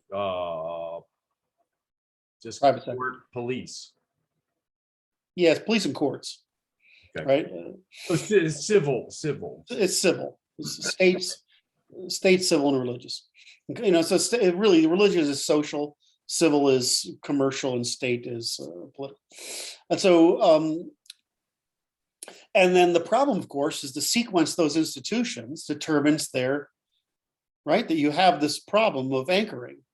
So if you have religion first, then state in the second, and law third, that's going to be the importance of them. Whereas if you have state first, law second, and religious third, religion's going to be the weakest. Or if you have law first, Europe, state second, and religion third, religion will be the weakest, right? So you have, and this is just like any technology always follows this particular problem, because every technology is based on the one before it. I mean, otherwise, right? So, for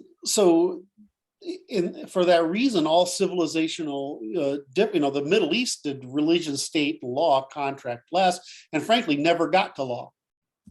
So all civilizational differences are caused by this heterogeneity, the number of competitors, whatever means of agrarian production they had, and geography, meaning, the steppe can't concentrate productivity. The desert certainly can't. Neither can the tundra, right? In Europe, we can concentrate it, but over broad areas, right? Rivers, we don't have flood rivers.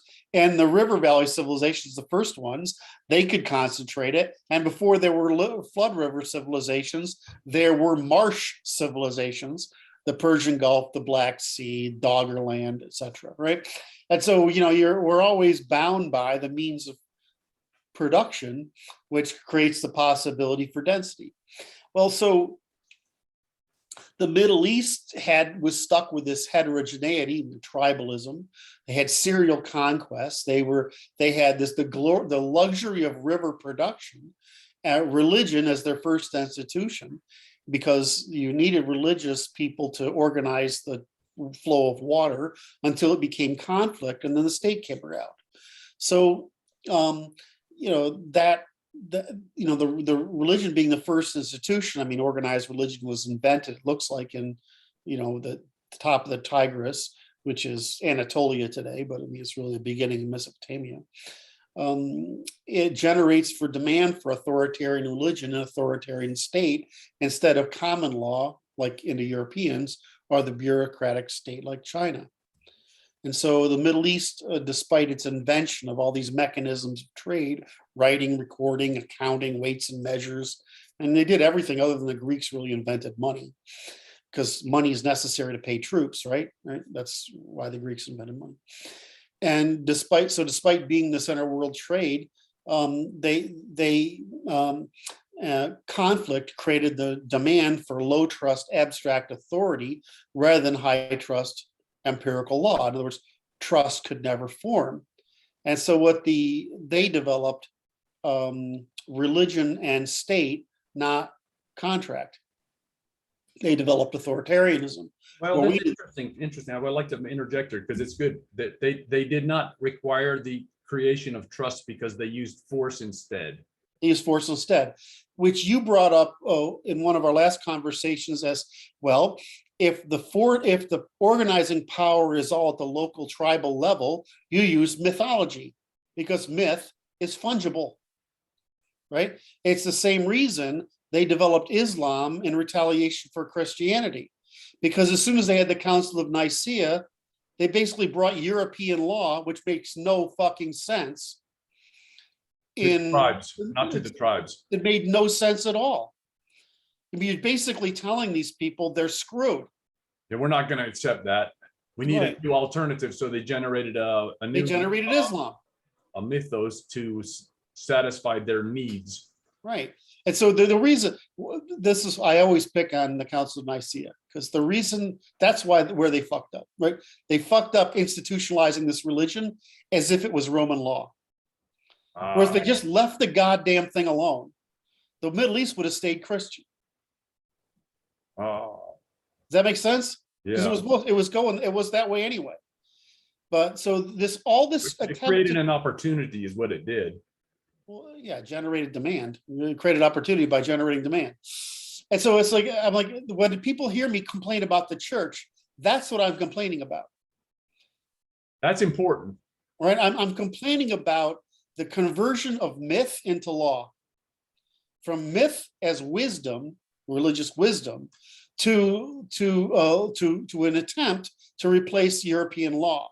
This is important. I want to highlight this a little bit more because it's like this. It's an easy mark for you. You appear to be generating anti-Christian signals at times, and at times positive pro-Christian signals. And I want to distinguish this, and because this is important, because enemies will latch onto those signals which are least flattering. I will say that. And it's like, but the issue is this: is to point it out again. Your statement is the Council of Nicaea attempted to make law from myth, which was inappropriate. Yeah, and it caused the rise of Islam, the destruction of 6 civilizations of the ancient world, right? Wait. And it caused the failure of European aristocracy for 1,000 years. It created a fucking dark age. So okay, wait. What 6 civilizations are we referring to? I want to North Africa, Egyptian, Levantine, Mesopotamian, Anatolian, and Persian. And I should add the 7th, which is Northwest Indian. Pakistan. Well, Pakistan, just Northwest India. Isn't that But what it's close. We agree? It's fucking A. Anyway, so I mean, I mentioned the 6th because it's hard to talk about Pakistan intelligently. But I mean, and then so they destroyed 6 civilizations, 7 civilizations of the ancient world because the fucking Byzantine Greeks thought that they were going to be smart and combine Roman law and Middle Eastern superstition. Well, you can't do that. It's like, it's the same. It's a little easier when you look at, say, Chinese thought, right? Because their language isn't capable of Indo-European precision.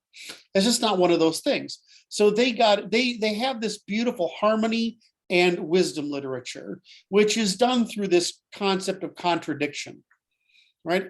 It's the opposite of our aphorisms. Our aphorisms are balanced equations. Their contradictions are balanced equations. But their contradiction is a via negativa, and ours is a via positiva. That's probably way too deep for everybody. But maybe somebody will get that, right? But that's really important, is that those differences. But there's not that big a difference between the Chinese harmony via negativa by contradiction and the Greek Platonic method of argument. But there's a little more, quite a bit of difference between the democratic, the pre-Socratic democratic and Aristotelian, who am I forgetting, Epicurean and Aristotelian axis. That's quite via positiva, via positiva argumentative empirical, right? And so there's a difference. But you go to the Middle East and it's just wisdom. Why? Because wisdom is less precise. That's its value. So you can get the same general rule across, right? Which in Christianity is just fucking be nice to people and trust them, and even though you don't want to, right? I mean, that's really all it is. And they try to make this into a goddamn law, right? It's like this power-hungry stupidity that they wanted to impose on the Roman Empire, right? Because they're really, Byzantine is Greek. They call themselves Roman, but they're Greek. They wanted to impose an aristocratic Rome. Why? Because Byzantium was bridging the gap between aristocratic Rome, Illyrian God knows, barbarians and the Semitic East. And so they wanted this authoritarian means of rule. Well, I mean, they tried to combine them. It was the fucking wrong answer. They were fine. And so what they did is they created Islam, destroyed 6 civilizations, the ancient world, and now we're stuck with the Abrahamic method of deceit, and it's coming in its new form of Marxism, neo-Marxism, postmodernism, anti-male feminism, anti-whiteness, anti-woke, woke, PC woke, anti-whiteness, anti-Westernism, anti-reason, the whole fucking thing. Lie and deny. So, I mean, this is what I mean when small things in large numbers have vast consequences. Stupid fucking decisions are really stupid fucking decisions. And that was one of them. Council of Nicaea, kids. And the church is so proud. And I'm like, I grew up with this Catholic stuff, right? Well, this was great. And they lionize this stuff. And then you realize this was suicide, incremental suicide. The church was bad. It was a trigger. It was a trigger. It was a red line in the sand that you crossed, and that was uncool, man. Well, the fucking Middle East was going Christian just fine. It's a great religion, right? As a wisdom literature. But the minute you try to say it's history, the minute you try to say it's truth, the minute you say it's law, that it's not what the value of it, which is to create trust between tribes. It was really it was an excellent Middle Eastern religion. And because the Byzantines thought they would be as they would be as powerful as the Roman emperors, because the wealth of the Middle East, because it's the transaction of all the Africa, South Asia, East Asia, and Europe, because they're sitting there with all this interaction, there was more wealth. And then the Bosporus, which is where Byzantium is, it's the world's best toll fucking bridge. I mean, look at what Egypt's making out of their toll bridge with the Suez Canal. Yeah. Right. Well, I mean, before that, you had the toll bridge, which was Constantinople. So these idiots are sitting there with their pride and their wealth and their fortified city, and the Western empires collapsed because we have all the money and the barbarians are closer to them, but we've got a different kind of barbarians. So we're going to impose our rule on everybody. And what we're going to do, of course, is take down Western civilization permanently and turn all the Semites into Muslims. It was the stupidest fucking thing ever. It's 2020 hindsight, I think. Well, it's 2020 hindsight, but you need to learn from it. And what you learn from it is that churchiness is bad. And if you take the Jefferson Bible and you can treat that as spiritual, or you can teach it as philosophy, it doesn't make any difference. And you could combine the Jefferson story as the peasant version of the Iliad, and you've got what you need for civilization, which is the warrior and the prophet, right? And the law to balance between them. But what they did is they tried to get authoritarian, and they just created the biggest shitstorm we're still not out of. So when I talk about shit about the church, I'm fucking right. I'm sorry. Get over it. Just about that one error. It was just one error. It's like Ooh, I fell down and fell in a dark age. It just makes me so mad. Help me, I can't get up. Yeah. So, like I said, despite you'd think that being the center of world trade, inventing all the mechanisms of trade, they would have helped rule of law, but they didn't. China didn't. India didn't. Africa didn't. We did. And it was just because geography made it necessary. There's no other way to organize. So, the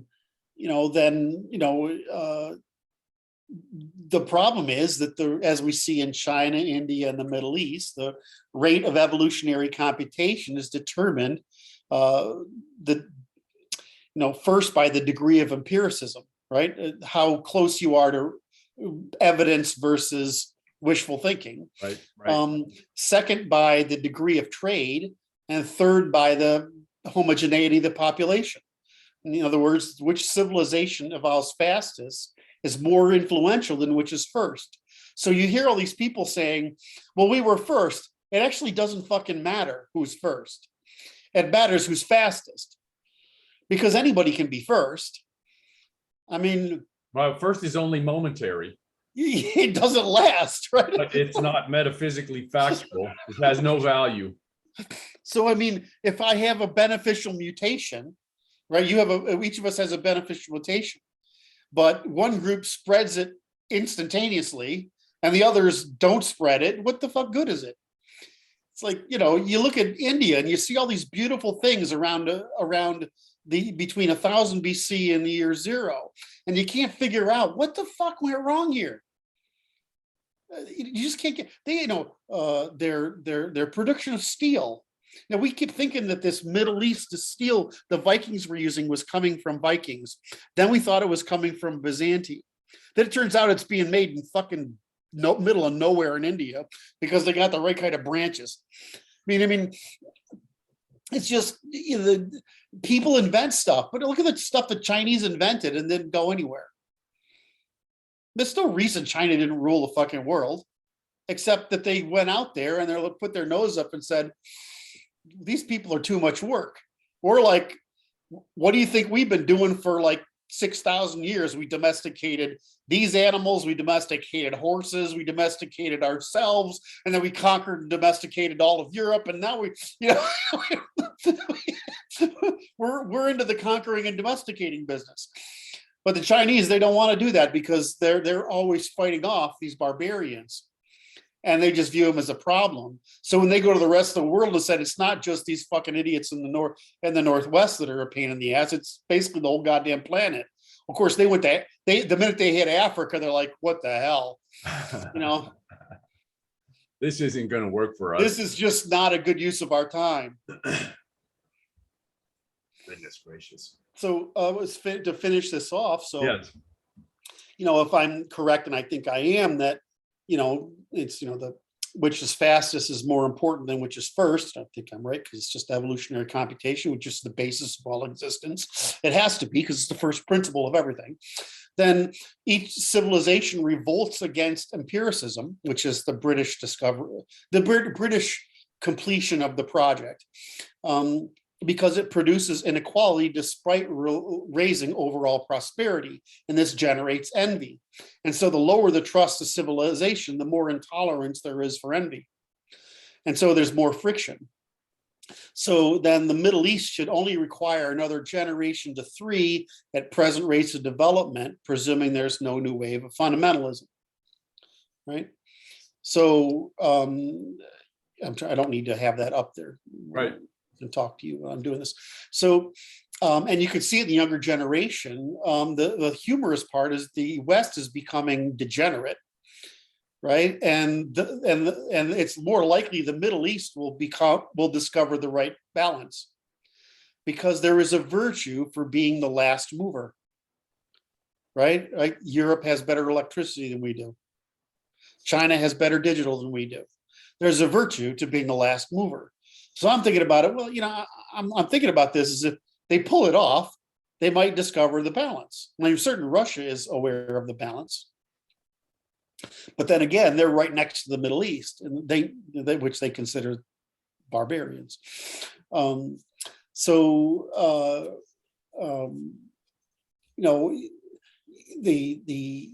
scary part is when you realize that if you look at the Antikythera mechanism, which is like 200 BC, right?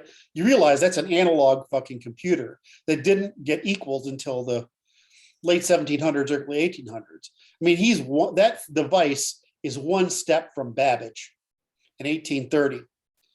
And when I say the real problem we have is that in 1830, Babbage didn't write a systematic theory, and it took us till Turing, so we lost 100 years.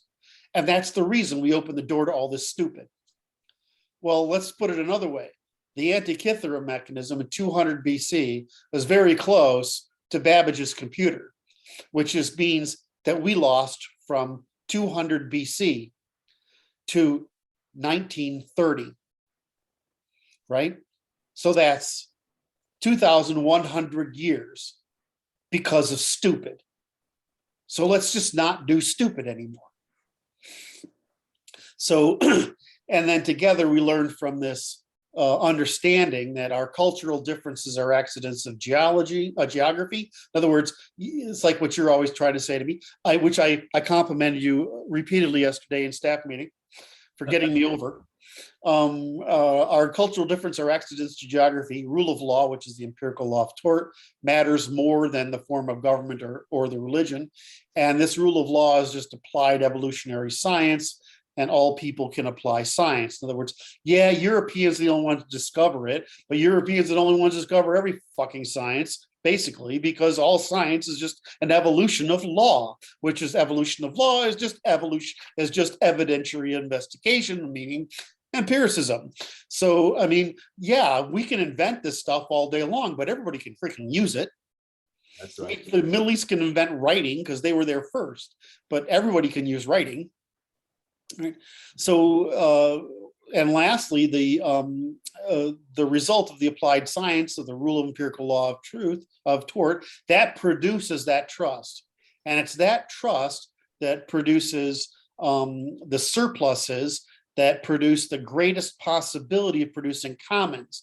And the thing that people don't get about European commons and why Europe's a vast open air museum is that every improvement to the commons decreases your and my individual family's need for income to produce a living room. Make sense? So the value that a commons is a cheap way of making everybody have a higher quality of life with higher economic velocity. The problem is you've got to not engage in falsehood, irreciprocity, cheating, taking advantage. You've got to do that. And in order to do that, you have to equally incrementally suppress it right down to the person. And that means the kind of diligence you have in Islam to produce respect regardless of action needs to be converted to respect only if you have suppressed all means of falsehood and irreciprocity. So that's the speech I wanted to make. That was very nice. I wanted to make a comment that I thought was kind of interesting. This commons reduces the cost of generating living room, which reminded me of the German with Lebensraum. It's like, yes, it's like, okay, it's civil society, right? Not the German function of it was a little bit off. Well, but Germany is just the Hainan line. Right? I mean, they're saying the same thing. Well, Germany domesticated Eastern Europe, and it was domesticating Russia. The German culture was. That was economic, cultural, technological, industrial. But the nobility is looking at France. France is the worst fucking place to look. It's the most backward form in government. Yeah, sure, it's got Versailles and all the wealth and all that. But it's the most, and the only reason France is wealthy is it has 20 million people, and England has like 4 to 6. So you might ask yourself, why did 4 to 6 million people kick the ass out of 20 million? Commons. Why does Germany always outperform everybody around it? Commons. What did the Hainan line teach? Commons. What did the Greeks produce? Commons. What do the Romans produce? Commons. Why? Because they're all basically commercial organizations, whereas France was an extractive organization. There you go. Or the boyars in Russia were extractive organizations. What makes it possible for you to prohibit extractive organizations? It's individual arms carried by individual men who together are not only fathers and husbands, but sheriffs in the community, regulating display, word, and deed, and militia in the military, and full-time military if they need to be. In other words, men got to police the fucking place if you want to have liberty and prosperity, because you've got to push down the suppression of irreciprocity and falsehood all the way down to the family. And that only happened in Europe. It only happened because we're the only people that developed self-organizing, right? Because of our geography, and where it was impossible to form a centralized government. So the more centralized government you got, the more corruption. But you can't centralize government in Germany. It was almost impossible to do it in England. So so this is why I say the First Amendment is really the right to bear arms, because that's the only insurance of every other right. That's good. There's a book I have. I'm looking at it. It's a Carol Quigley. Yes, of course. Published. Who else? Published after his death. It's called Weapon Systems and Political Stability, and it's like that covers it. It's like the capacity to defend yourself and your rights and interests is paramount. I keep tying it back to stay on message. The reciprocal insurance of sovereignty and demonstrated interest by a guarantee of reciprocity and display, word, and deed, forcing manifested as truth and duty. It's actually excellent beauty, truth, and duty, or excellence, truth, and duty, resulting in markets in all aspects of life, adjudicated by a court of common law, including those markets that we call politics, which are markets between the classes for the construction of commons. Period. End of fucking story. There's nothing else. It's just evolutionary science applied to man. Well, I couldn't write that down fast enough. I'll refer back to this recording to write that all down. I will write it down. It's the kind of shit you got to repeat it like a million times before it sinks into people's heads. Why but not? it's like a prayer, right? You got to say it as a prayer. I want to write it down since it's like hitting a play button on Kurt, man. You're like, whoa, that was, it's going to take a minute though. It's like, and you can't write it down fast enough. So write it down. It'll be better. It'll be more easily accessible. It's in the Constitution. It's right there. Very good. Very good. Anything else you want to cover over? No, I love you. Thank you for today. I think I have another one. Busy. You're doing great work. I definitely have one tomorrow. Definitely have one at 1:30 tomorrow. You're going to be at 11 tomorrow, your time. Yes, sir. And we'll pick up with, okay, now that we understand incremental suppression, how the hell do we organize incremental suppression? And if I forget that sentence I just said there, remind me in the morning. Good. I will. I'll try to write it down before then. All right. I'll talk to you tomorrow. Adios. And thanks for the audience for following. Bye-bye. Yes. Bye-bye.